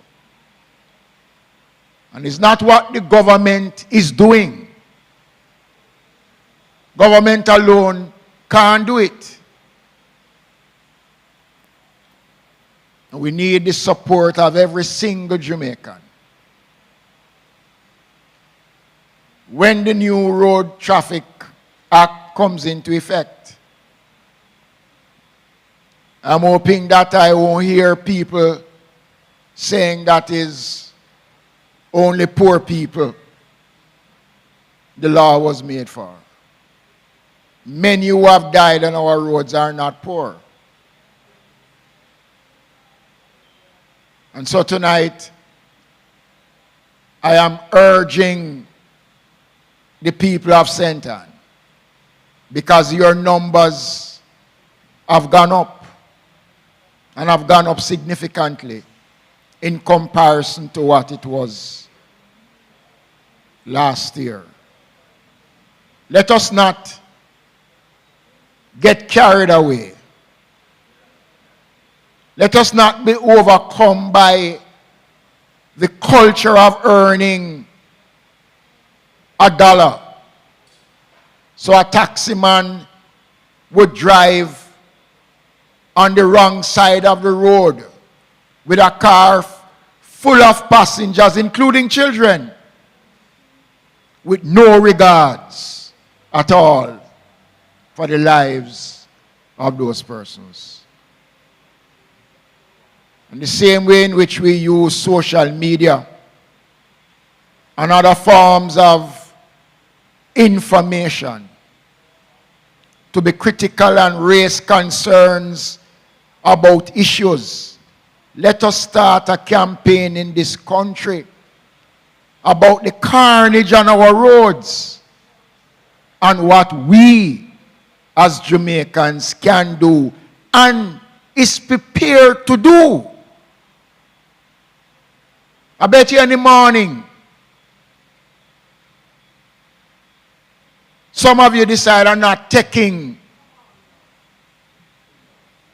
these buses or these taxis. Send them a message.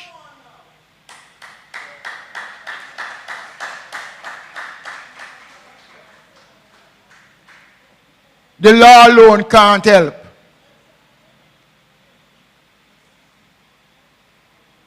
And tonight, I am feeling a little bit down because I saw somebody who is mourning the death of a loved one. When I listen to the amount of persons in the hospitals where elected surgeries have to be put on hold, and that is a cost to the country. Loss of revenue, loss of production. And we consider it to be a disaster.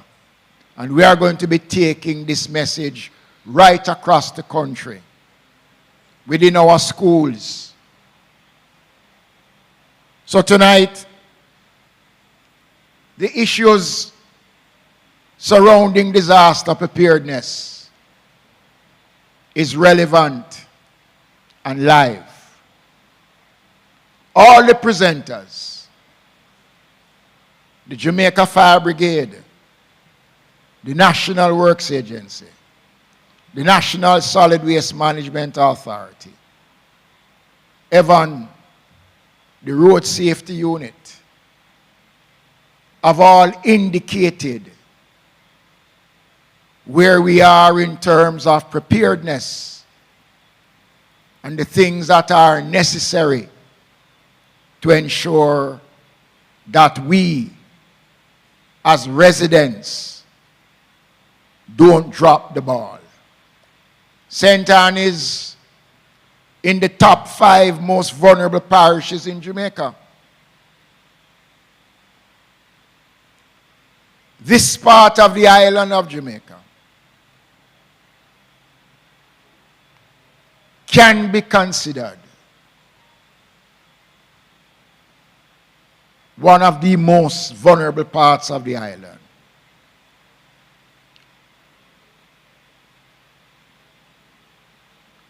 The last time you had severe flooding in the parish, I visited a number of areas, saw breakaways, and out at the front there at Runaway Bay, remember what used to happen? The police station was flooded out. Major problems to pass there. Working with the National Works Agency and the Ministry and the Municipal Corporation, work was done to expand the exit. I went down there myself. And what I saw never need any engineer. All that it need was for someone to go down there and look at it physically. That work has been completed. And I'm quite sure that the flooding that used to take place will be reduced significantly. And the challenges that motorists and the public and the business operators face will be significantly reduced. I am proud about what we did in Douglas Castle.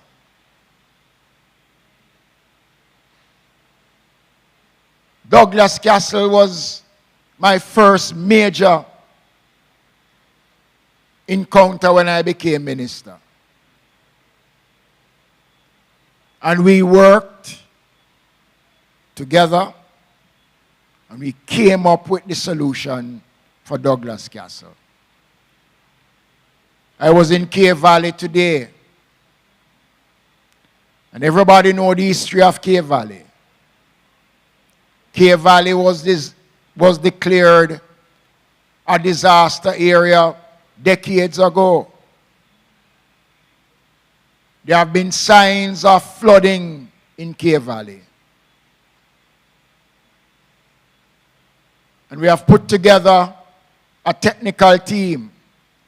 Spoke to Minister Warmington earlier today on the matter. That will look at how we can address the situation in Cave Valley. We're not going to be able to solve it overnight, but we are going to be putting in place the necessary things that are available to alleviate the level of flooding that has taken place in Cave Valley.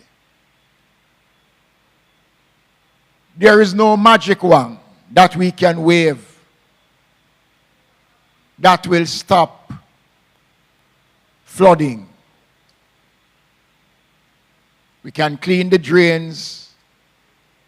We can provide the resources. We can do all that is necessary. You know, I visited an area with the MP and the councillor today. And a lady came to me complaining about when it rains, the impact that it has on our house. And even before I went down to look at it, I recognized that the area was a natural sinkhole. And right in the middle of that sinkhole, two lovely houses were built. But yet she said to me, she has a challenge to go out to work because she has a son who is physically challenged. And if she leave him and she hear thunder roll, she fret. Because the last time it rained, the water catch her up here, so. She's living in an area that is a sinkhole.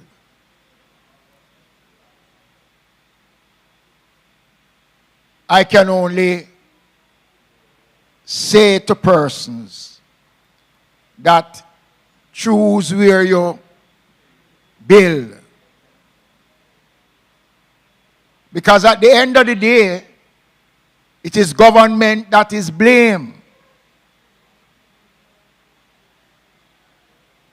And when we take the steps that are necessary to prevent buildings,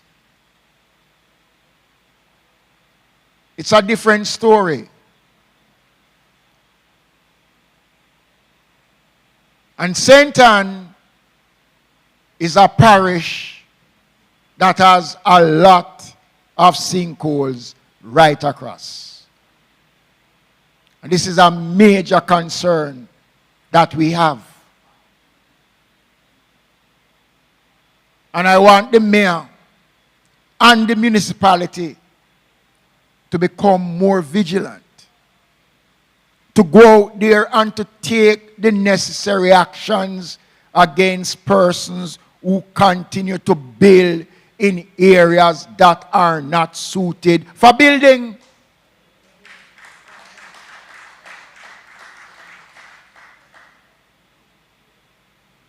And if we continue to allow these things to happen, meetings like these will be a waste of time.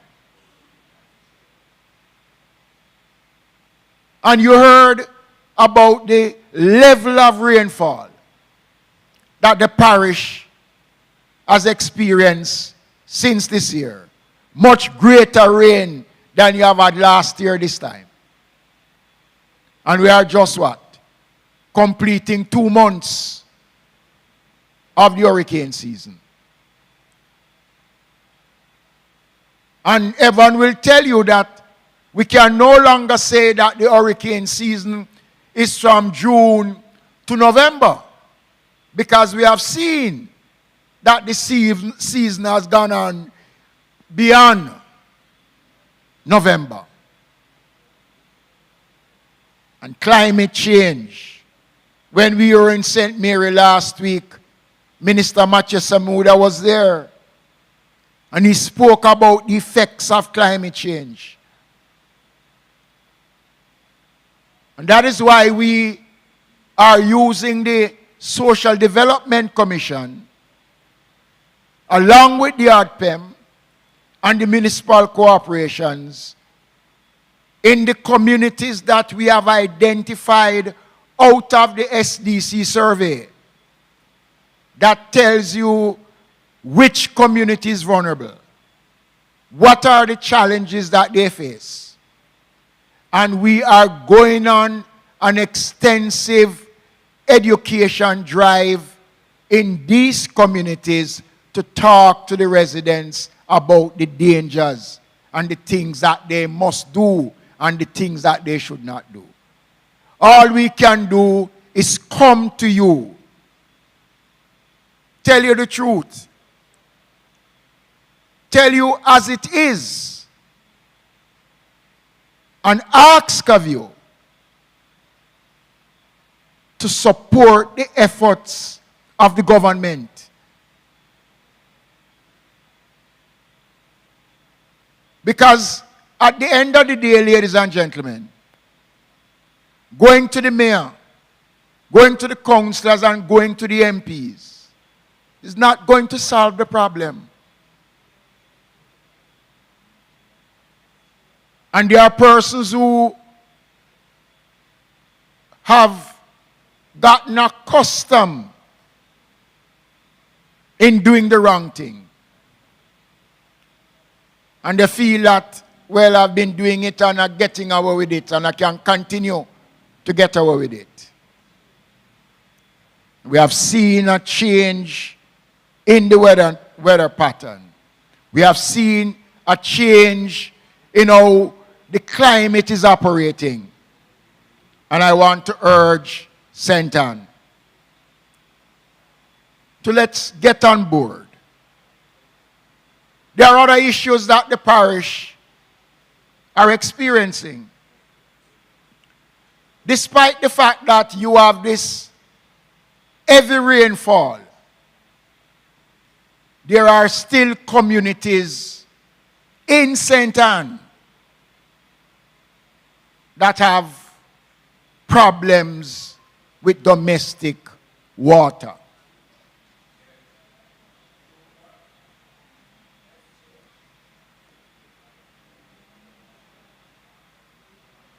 Bensington is one such place. Bamboo, Barbridge, Alexandria, Dry Harbor, Lime Hall. I could go on and name communities in St. Ann that are having serious water issue. Earlier today, we went up to a place named John Reed, where there is a major water supply there. And over the years, the tank has deteriorated. Fence has gone. Not really gone, but on the way out. Rural water was there today. And rural water, and I want the residents of John Reed who came out and spoke with me about their concerns. I want to give them the assurance that we are going, and the councillor who said that work should have been done from 2020. And I want to give the assurance that we will move as quickly as possible once we get what is required to rehabilitate and to make that location presentable. Because when I went there today, I thought it wasn't in use. I thought it was abandoned because of how it looked. And Mayor, a little bushing can take place to make the area look good. Clean it up, Councillor. And you don't need me to come down here to tell you that that can be done.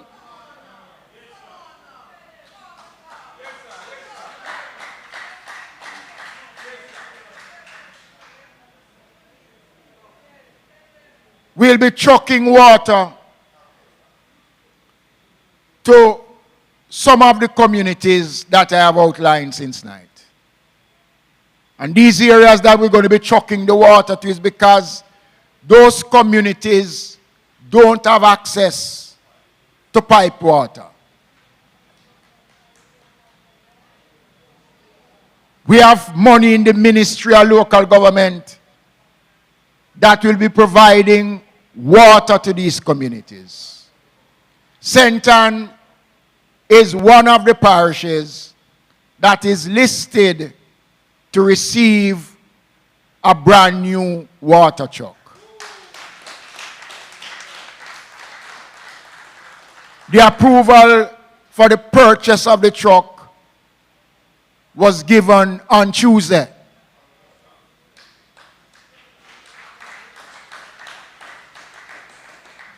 So there is some level of relief coming to areas of St. Ann that is in need of water.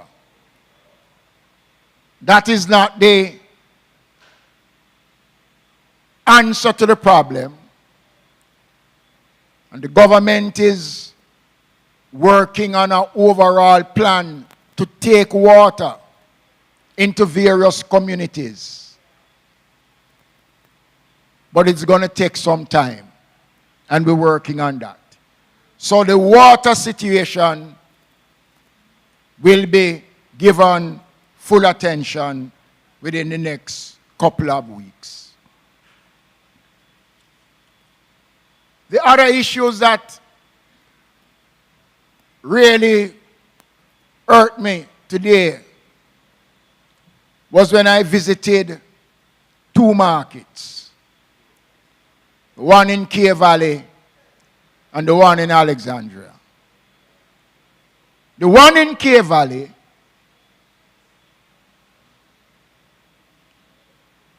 I saw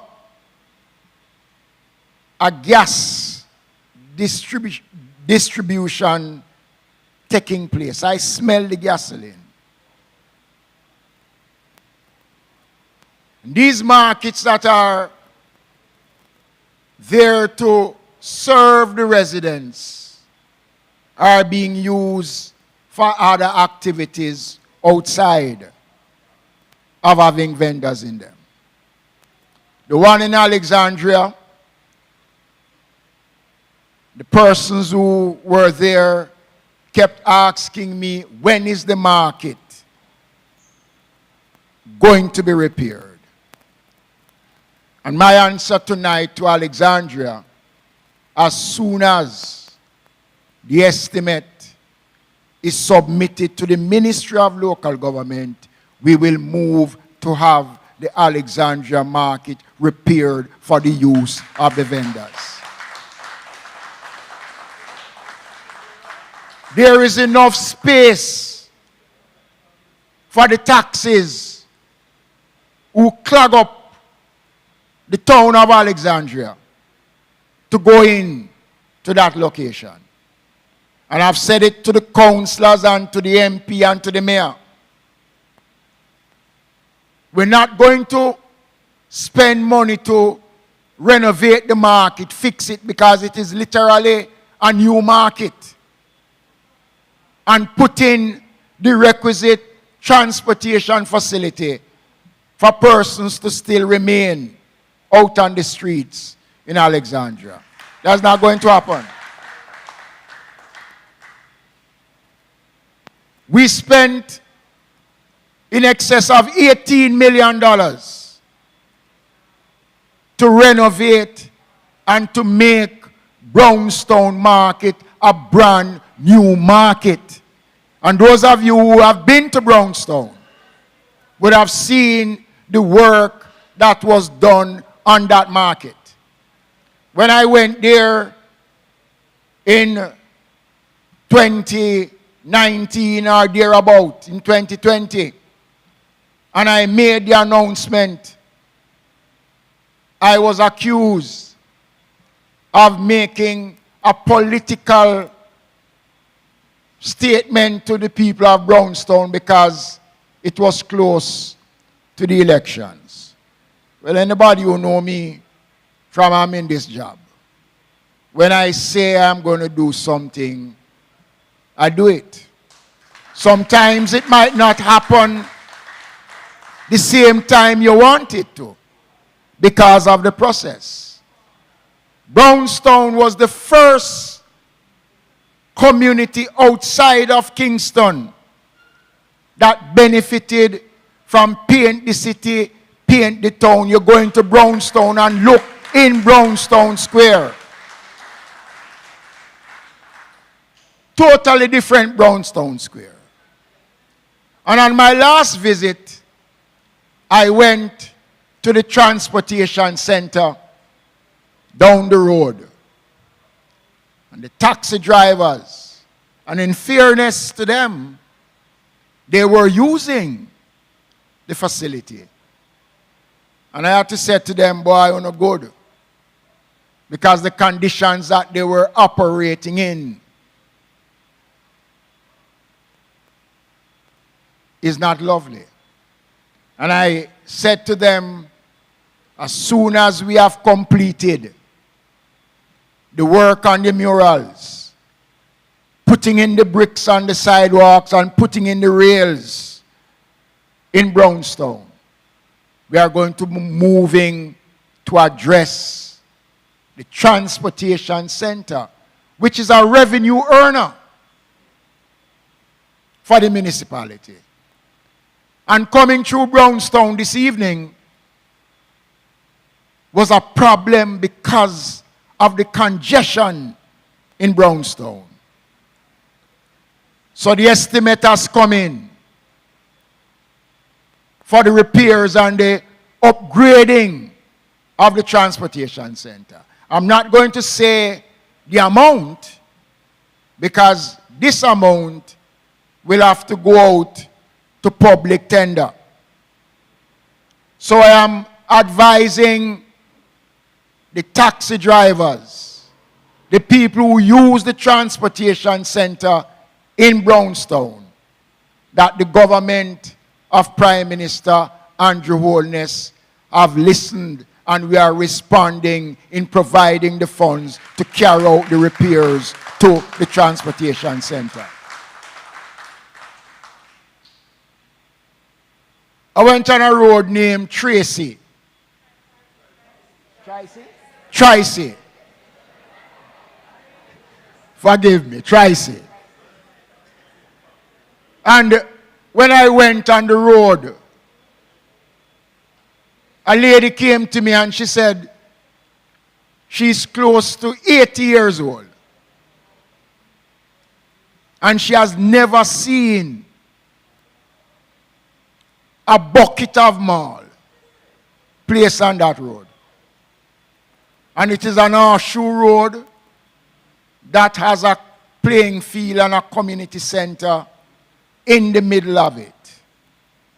I toured and I gave a solemn commitment that we will look at it. This is another commitment of the government that we are fulfilling.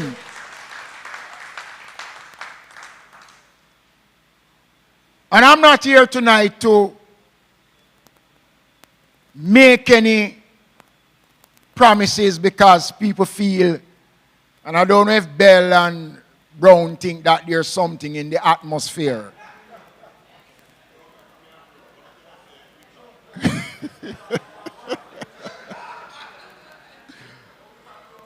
But it is a part of men's commitment for And since I've been assigned the portfolio of rural development, we have been going into rural communities where nobody have ever gone before, and is making a difference in the lives in many of these rural communities.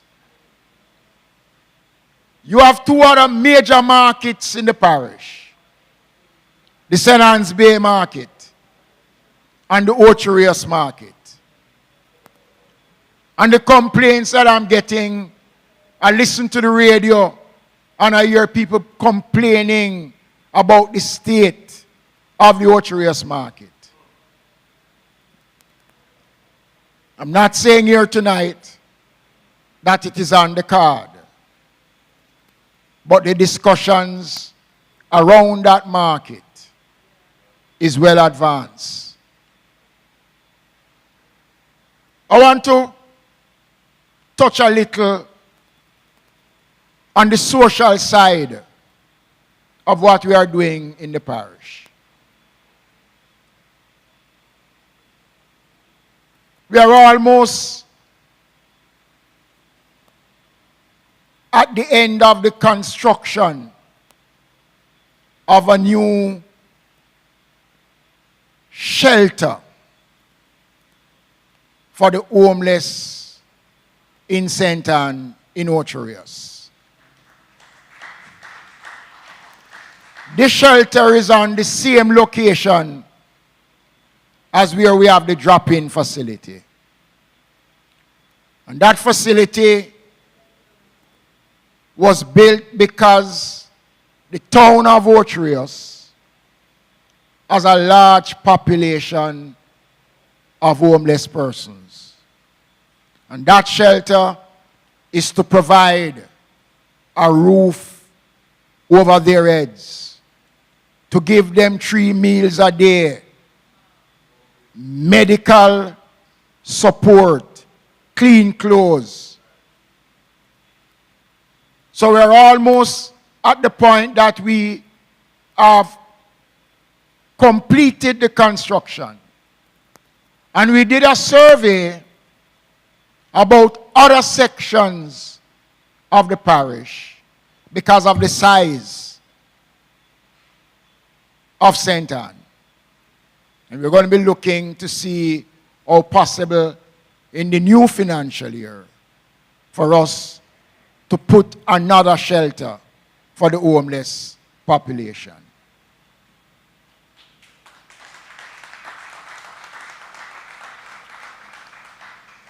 I want to touch on a matter which has been in the public domain since Tuesday.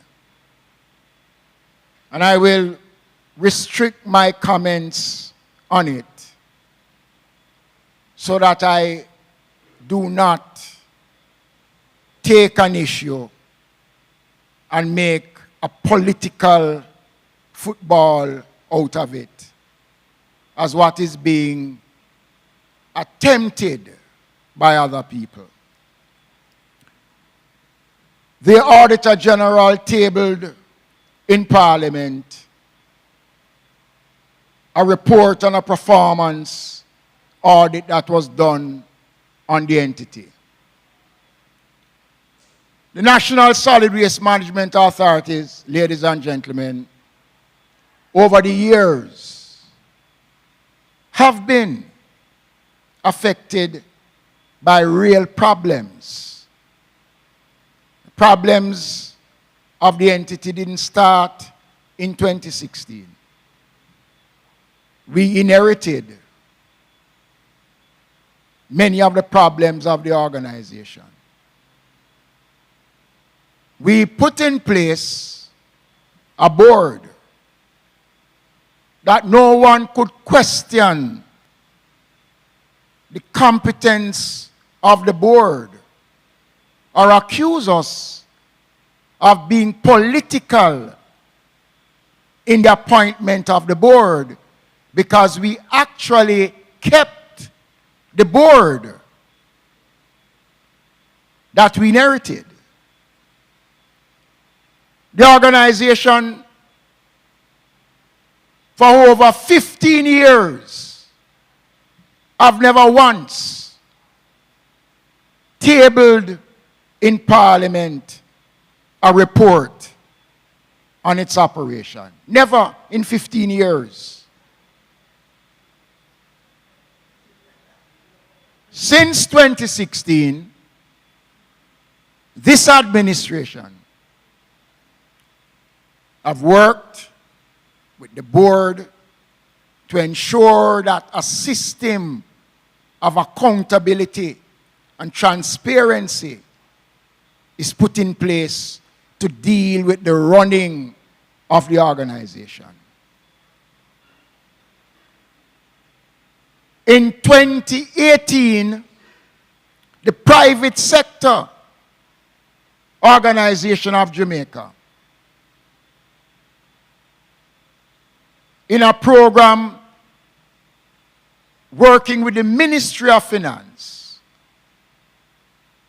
awarded the National Solid Waste Management Authority the Corporate Governance Award for being one of the most competent and efficient public body in submitting its annual report.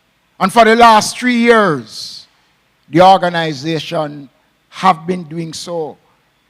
They have presented to me on time for the last 4 years their annual public body report that is tabled in the House of Representatives. So that is not an organization that is being mismanaged. And I will never deny that the organization has not been besieged over the years with challenges.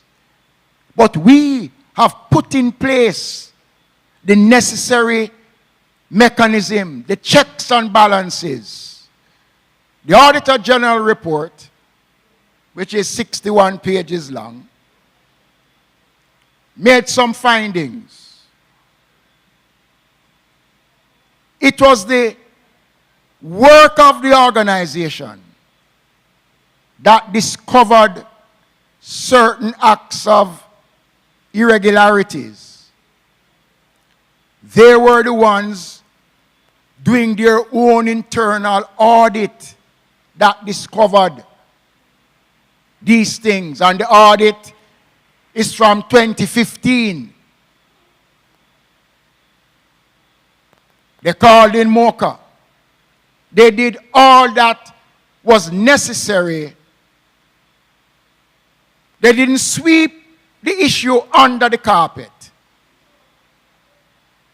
as what would have been the case previously, before 2016. They did the necessaries, and the Auditor General came in. And the Auditor General's report, which the board welcome, and as the minister, we welcome the findings of the Auditor General.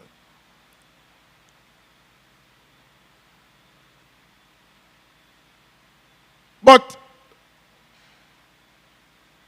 when someone takes the necessary steps to put in corrective measures and speak about it, you can't dismiss the efforts of the organization to cleanse itself. They did what was necessary, what was required under the law. And it is unfortunate that political general's findings and some very unfortunate comments have been made. I just want to say, as the minister with responsibility for the National Solid Waste Management Authority, that I will ensure that whatever the recommendations are, coming out of that report, that the necessary steps be taken to continue to give credibility, because the National Solid Waste Management Authority has earned the right to say it has been a credible organization over the last 5 years.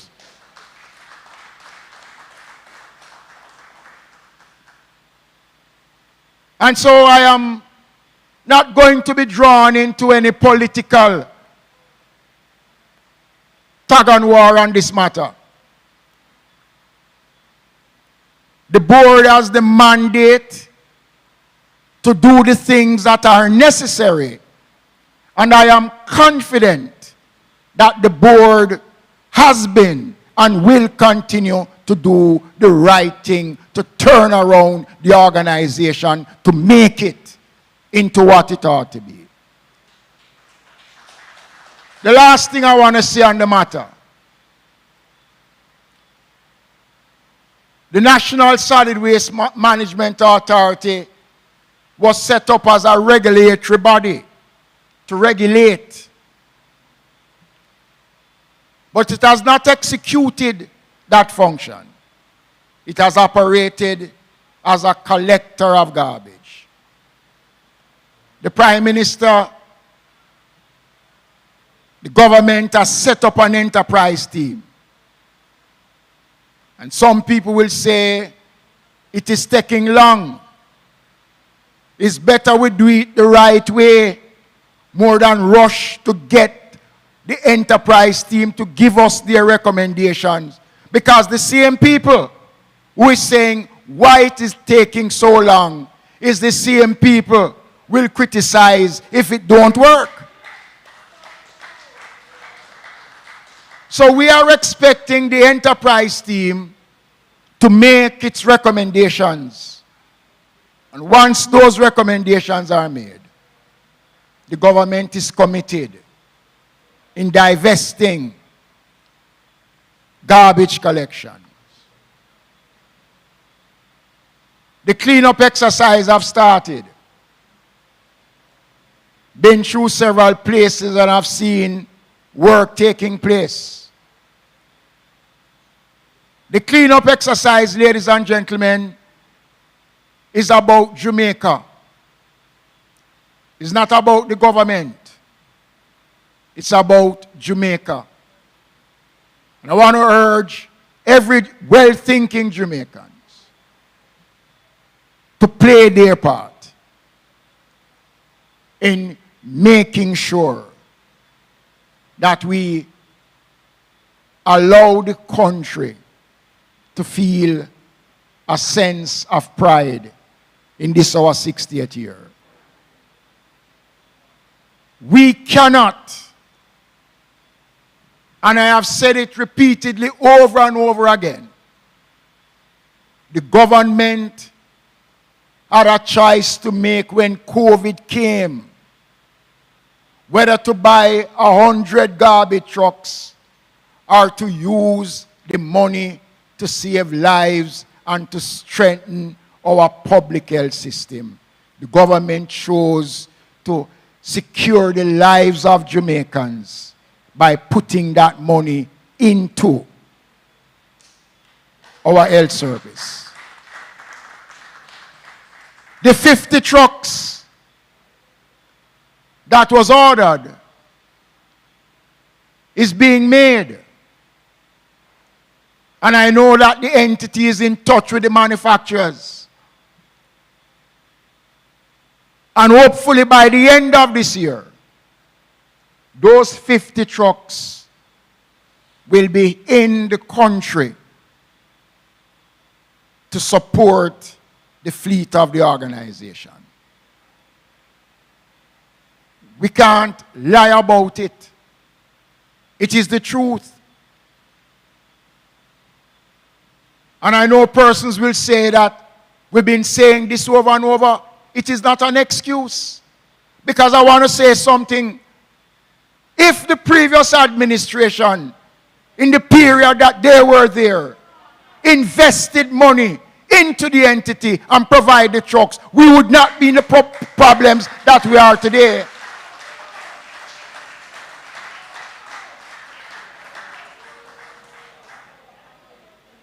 In the period that they were there, they didn't buy 7 trucks.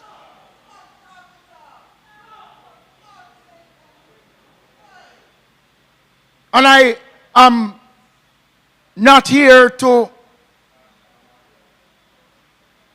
cast any aspersions and to say that they didn't do it and we're not doing it. But we cannot, as a country, continue to feed false information and to turn things into what we want and to feed the country with false information misleading the country. And so, tonight, I want to say to Jamaicans that the work of the National Solid Waste Management Authority will continue. They will do all that is necessary to improve efficiency. And there is nothing in life that is perfect. So tonight as I'm going to stop now because it's only 5 minutes for the question and answer. And I got a little bit carried away. But I want to thank you for coming and thank you for your participation. Can we take the question and answers now?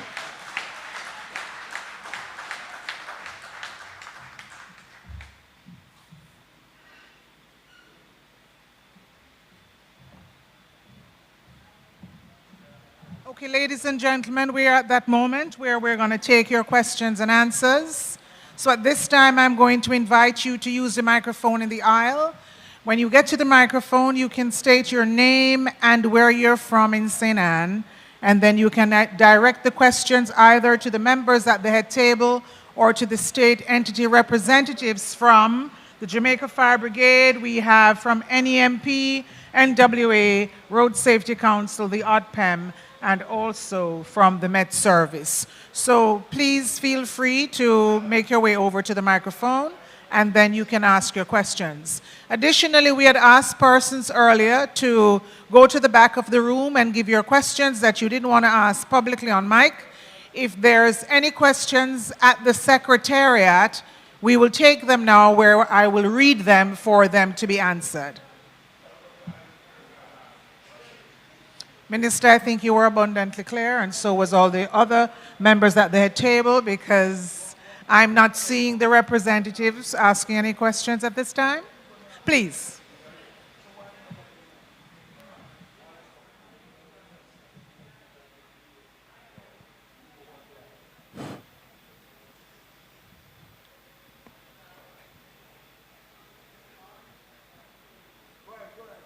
You can speak. Speak into the microphone. Good evening. Good evening. Good evening, everyone.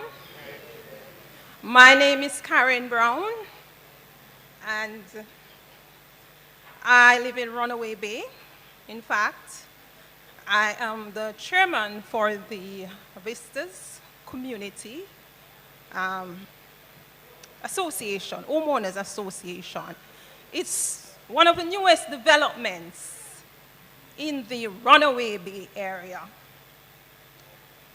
I want to applaud the government of Jamaica and the stakeholders for the significant development which has taken place in the country over the last couple of years. And we have seen prospects for further developments which we are happy and we welcome. Just want to make a suggestion, a recommendation for the continuation of the developments within our communities, particularly and in the Runaway Bay area. We, as residents, I also participate in various community associations as well, where our water supply, it was mentioned, for some improvements, and I was very, very happy. And while we are not like the dry harbor areas where we suffer tremendously, some of us who benefit from water, which is transmitted from Trelawney, the Martebury River, which comes to a tank in Runaway Bay and then distributed, we suffer frequent disruption of our water supply. While we are very happy that we receive water, but we would want a more reliable and more sustainable water supply. While we do our part as community members, you know, our rainwater harvesting and our storage. All right. So that is a challenge. No, I'm just trying to get you to wrap up this one question, and we'll have Good. a representative address the question that you're asking now. Could I? Go ahead, Just finish do for me. The other relates to our sewage infrastructure for the community, where we are aware that the Bellier sewage treatment plant has been under development for quite a significant number of years, and we would be very, very happy to see the completion so that we do not suffer any negative environmental and public health impacts. Okay. So, all right. Thank you very much for your two questions. Thank you very much. Any responses? All right. Thank you for your comments earlier on. Well appreciated. And that matter is a National Water Commission matter. We take note of it and we will pass it on to the NWC. Thank you, Minister. Go ahead for me. Good evening, everyone. My name is Rowena Newman Ridley, and I am from the Lewis community. Firstly, I want to commend the Prime Minister and on his leadership, especially through these globally, economically challenging times, and commend his entire team, including the councillors, MPs, and the leadership in St. Anne. My question is directed to the NWA and the National Road Safety Unit, represented here. The town of Brownstown is could easily be called a college town, a school town. We have 6 weeks to September, and the road network still needs some major upgrades. We can't have our babies or children traveling on the roads in the current condition. Secondly, I'd like to hear more about the upgrade to the main roadway from Ocherius out of the parish. We don't want another episode of Saturday, April 16. All right, thank you very much. Road safety, did you want to address that, or it's good?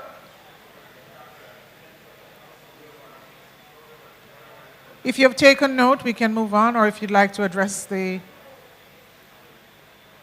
concern. So the response mostly will come from NWA, right. But in terms of schools, under the new Road Traffic Act, there will be designated school zones, so you'll hear more about that. All right, thank you very much. We'll take the next question. Good evening. My name is Robert Taylor. I'm 46-year-old. Minister, welcome to Runaway Bay, sir. Mayor, respect.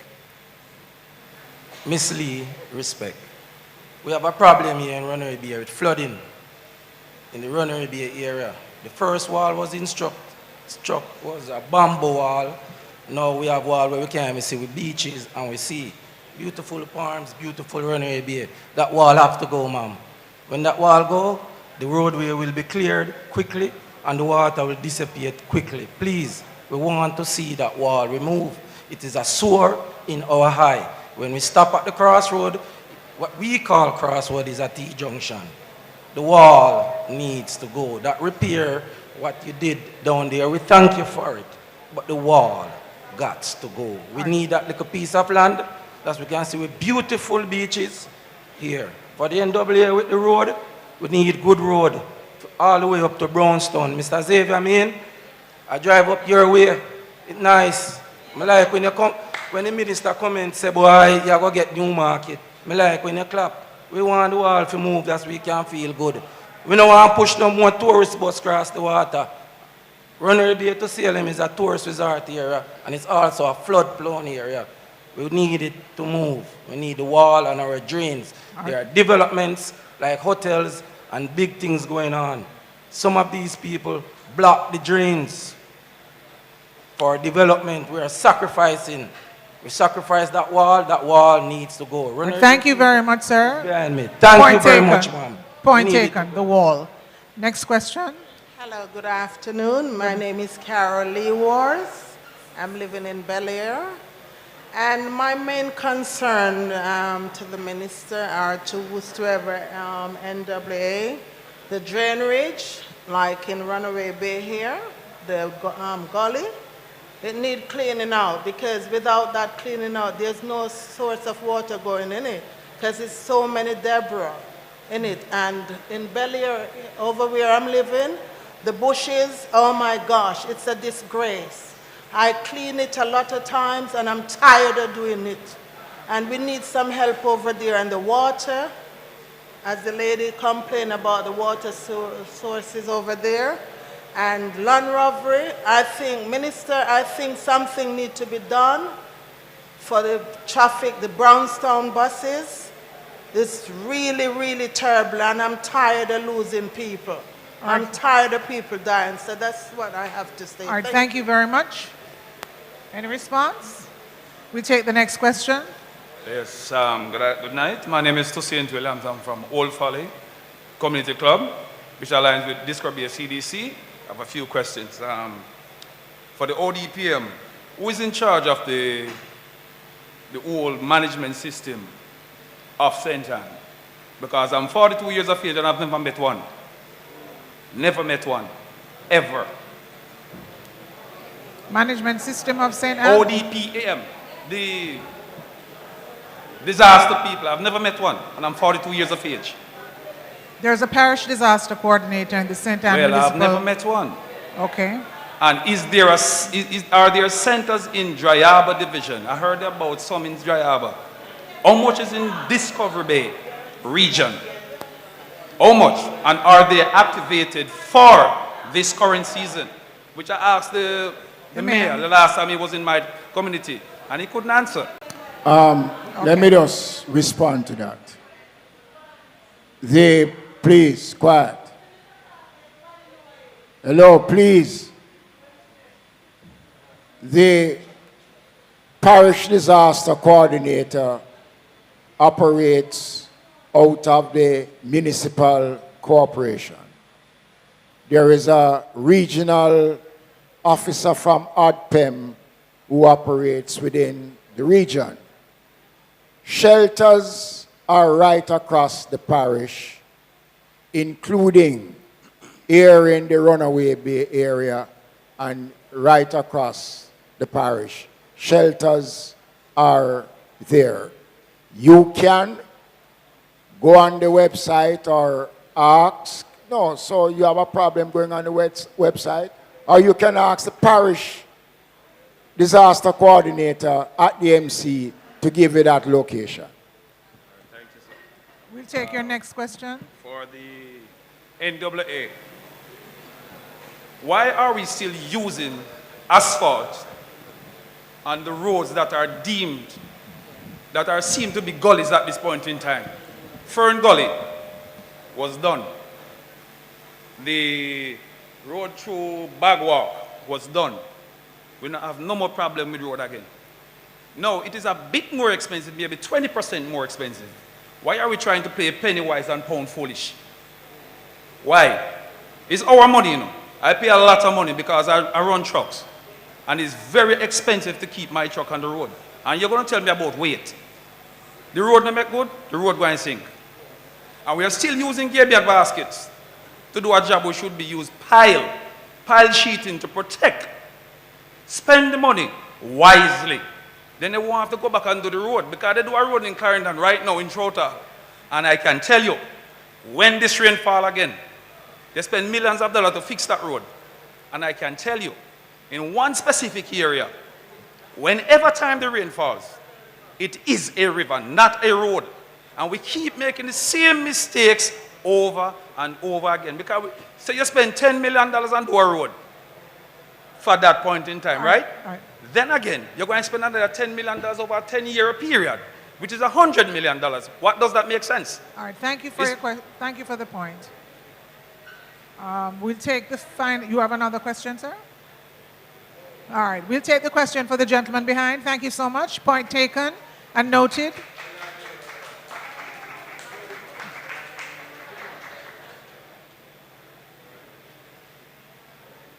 Yeah, good night, ladies and gentlemen. Good evening. I'm having a problem.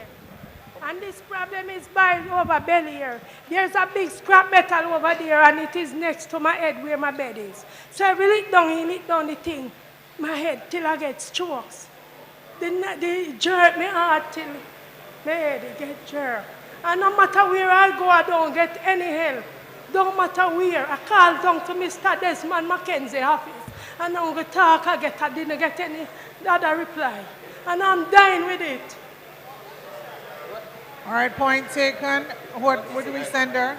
Should I take a note? Can somebody? We're talking about like the scrap metal what is running over Bel-Air community. It is bigger than out by Riverton. And there's no, everywhere I go, there's no help. Yes. No help. Really important. I even go to the mayor office. Yeah, I even go to the mayor office, and when I go there, I were there from about 9 o'clock, I drop asleep until to 4. I get up and I didn't get any help. Where else do I must go? I don't know nowhere else. Yes. Okay, let me ask you, can you take her to the back and leave her contact information in the back at the secretary, Yeah, sure. please? May I respond to that, please? Because go ahead. I heard, since she mentioned it to me earlier this evening, I'm hearing that for the first time. If a complaint came about a scrap metal exercise, we would have investigated that jointly with the public health department. So what I'll ask you to do, madam, is to, if you can manage during the course of next week, then you come to the superintendent department and fill out a form. We will investigate it for you. And then we will take some action. And I apologize to you if you came there and didn't get a chance to see me on that day. Right, so take your name. Another thing. I come to the behind the state, the courthouse, be out of sentence be, and He's asking you, Missy's asking you to know, he's going to address it. Leave your name at the secretariat, and he's asked you to come and see him. Where is that? Repeat for me now, where she's to come. She said, it exists in Bel-Air. She said, go to the chief engineering officer's department, and then you fill out a form. We will come and do the investigation with the health department and take some steps for you. All right, thank you very much. So that's the instruction.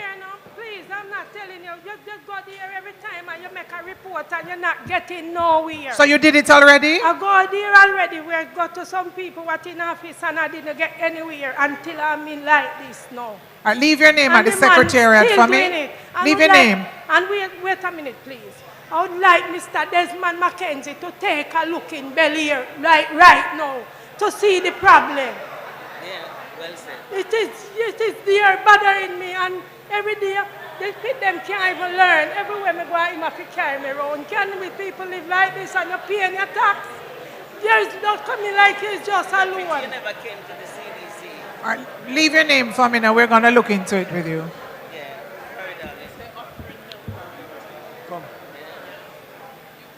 Delia, can somebody take her name and contact for me? Look, listen to me, miss.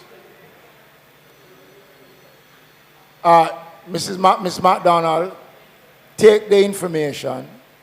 Is Bel-Air, is it a residential area? Yes, sir. It is a district in the Runaway Bay CDC area.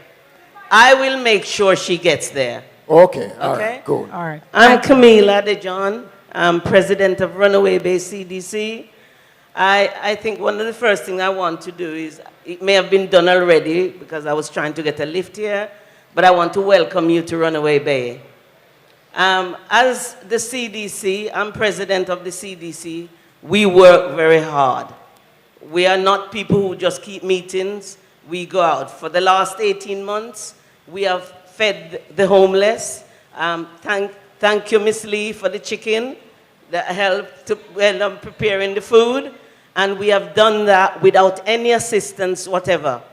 We have built homes. We have done various things. There's no support that we have had apart from we've had something from the mayor.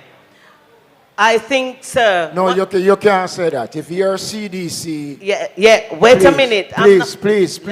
Let me explain. No.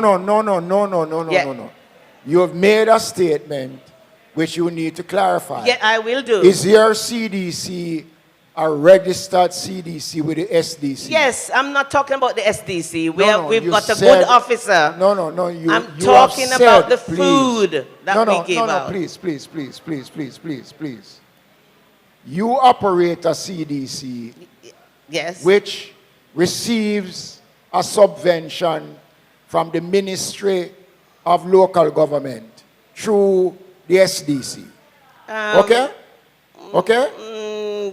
About 3 times or 4 times we've had that. No, please. You don't, please. Sir, can I finish what I'm saying? No, I'm not going to allow you. I am not going to allow you to make statements that you cannot substantiate. I can substantiate. And I am saying to you, if you are a registered CDC, yes, and you meet the criteria that is established, yes, you get a subvention from the SDC, which I have increased 2 years ago.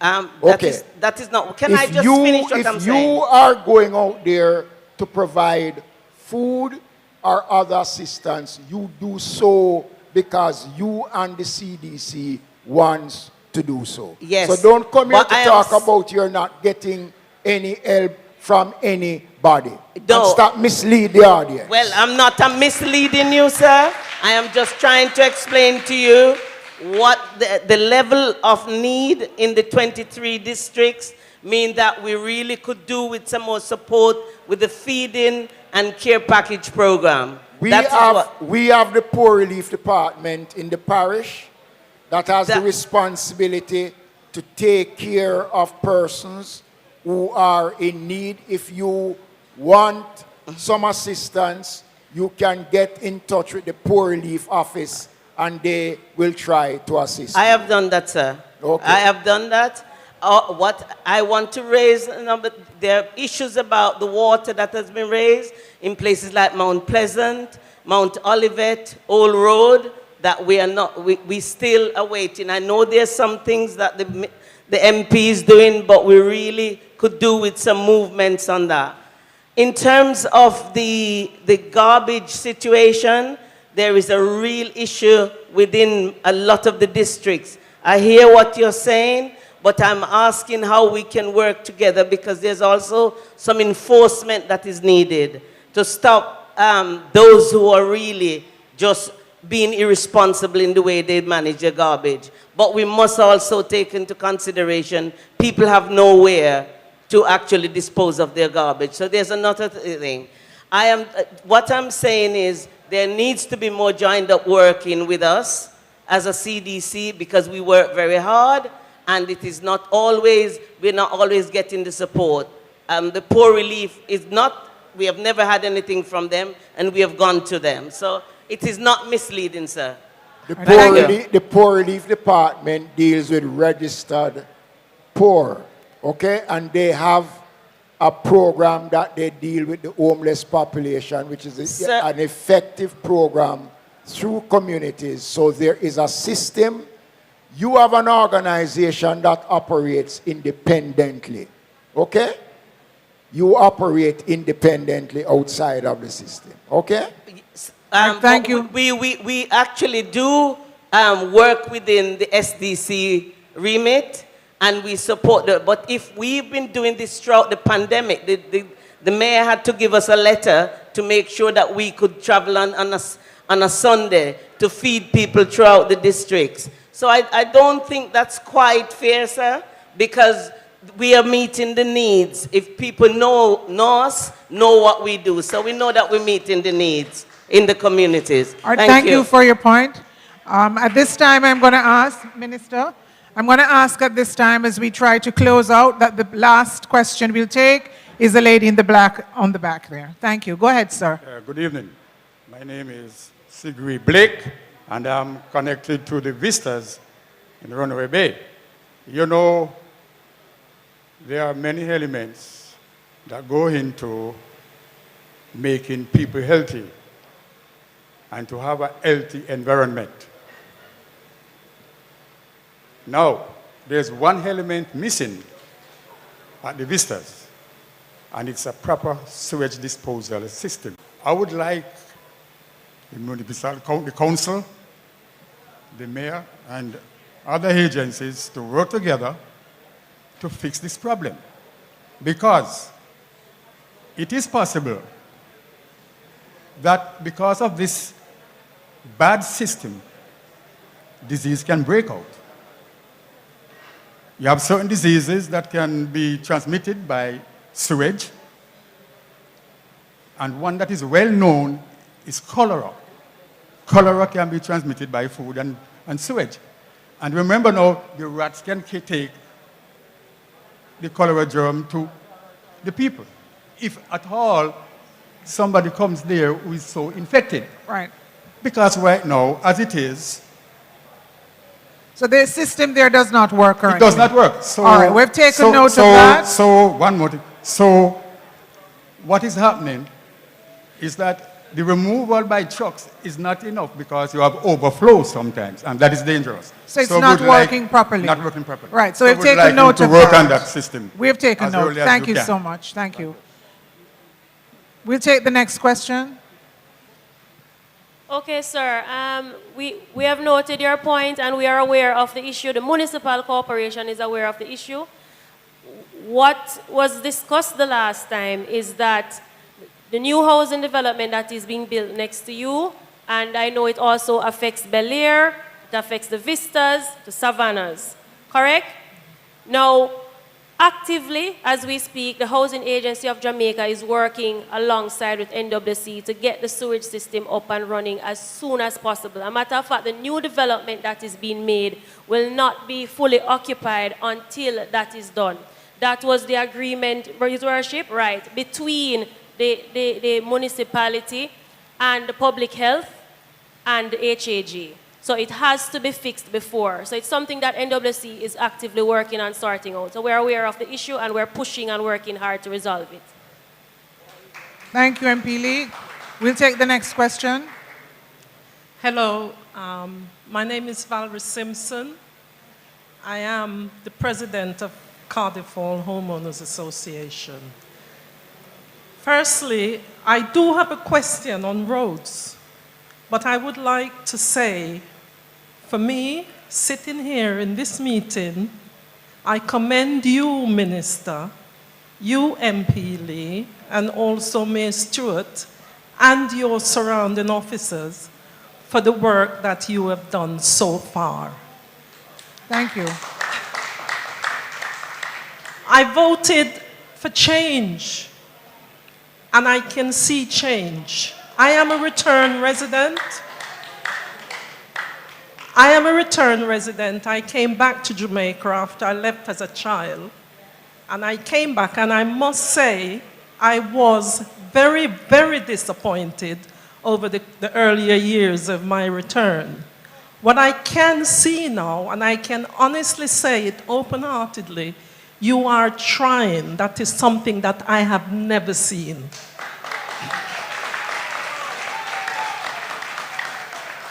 This meeting, it must be the first because I've never heard of one. And I find it very informative. I really do appreciate all the information that you've given us. The community hear you. We heard your voice. And really, Minister Mackenzie, my intention really was to come and scream at you about roads and drains and waste management. But all the questions were answered, so I don't have to scream at you. And I thank you all for the information that you have given us. Okay, and Tracy Fakuri, I'll be having a word with you, but not today. All right, thank you for your comments. Thank you we very, appreciate very much. them. Thank you. We'll take the last question now. We'll take the final question from the floor. Good evening, everyone. My name is Marsha Simpson. I am from Northwest. St. Ann. And while I take off the mask, and while I do not have a question, I am here to big up my MP, big up Minister, big up yourself, Minister. Uno a work, uno a try. Uno a try. They might come and try putting down, but uno a try. Everybody know Mr. Clark. I am not, Mr. Clark don't know me, but everybody know Mr. Clark from ODPEM. Everybody know Miss Duncan from Poor Relief. Everybody know Miss Auntie Pam up at FDC. And I know they don't know me, but those are names, those are ministries, those are companies, those are people who are working in our community. What care package we give out through SDC? Care package for kill. Some don't understand how people are going to come and are going to make some comment like, uno work. Big up on yourself. I feel good. Thank you very much. Big up yourself, Minister. You're nice. You work. Thank you. You're nice. Don't make nobody make you feel bad. You know I do well. Thanks for your comments, Minister. We will give the last word. Minister, you have a comment before I close?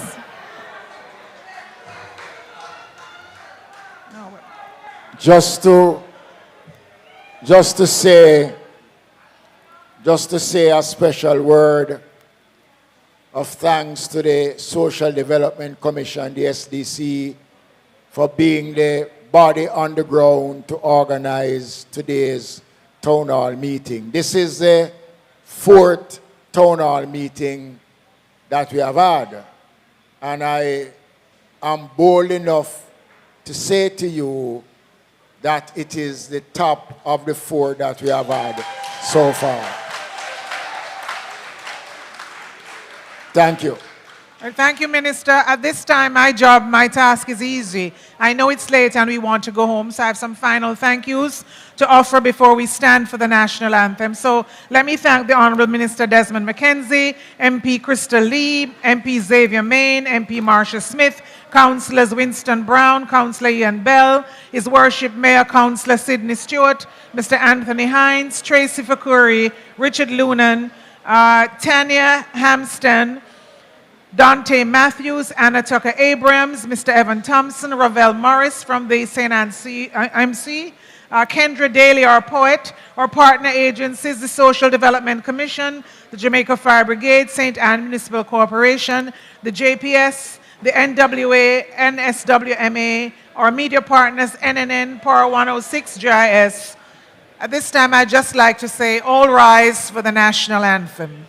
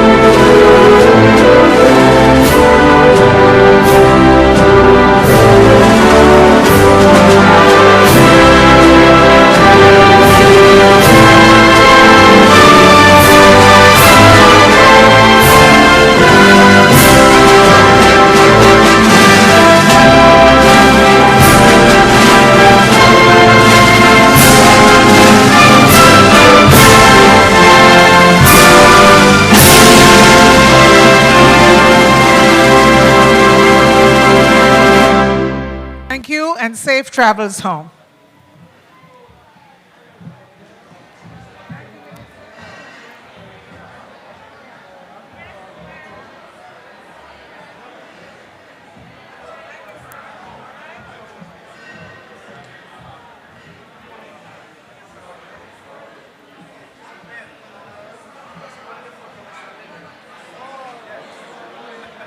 The sun shall not smite I by day, nor the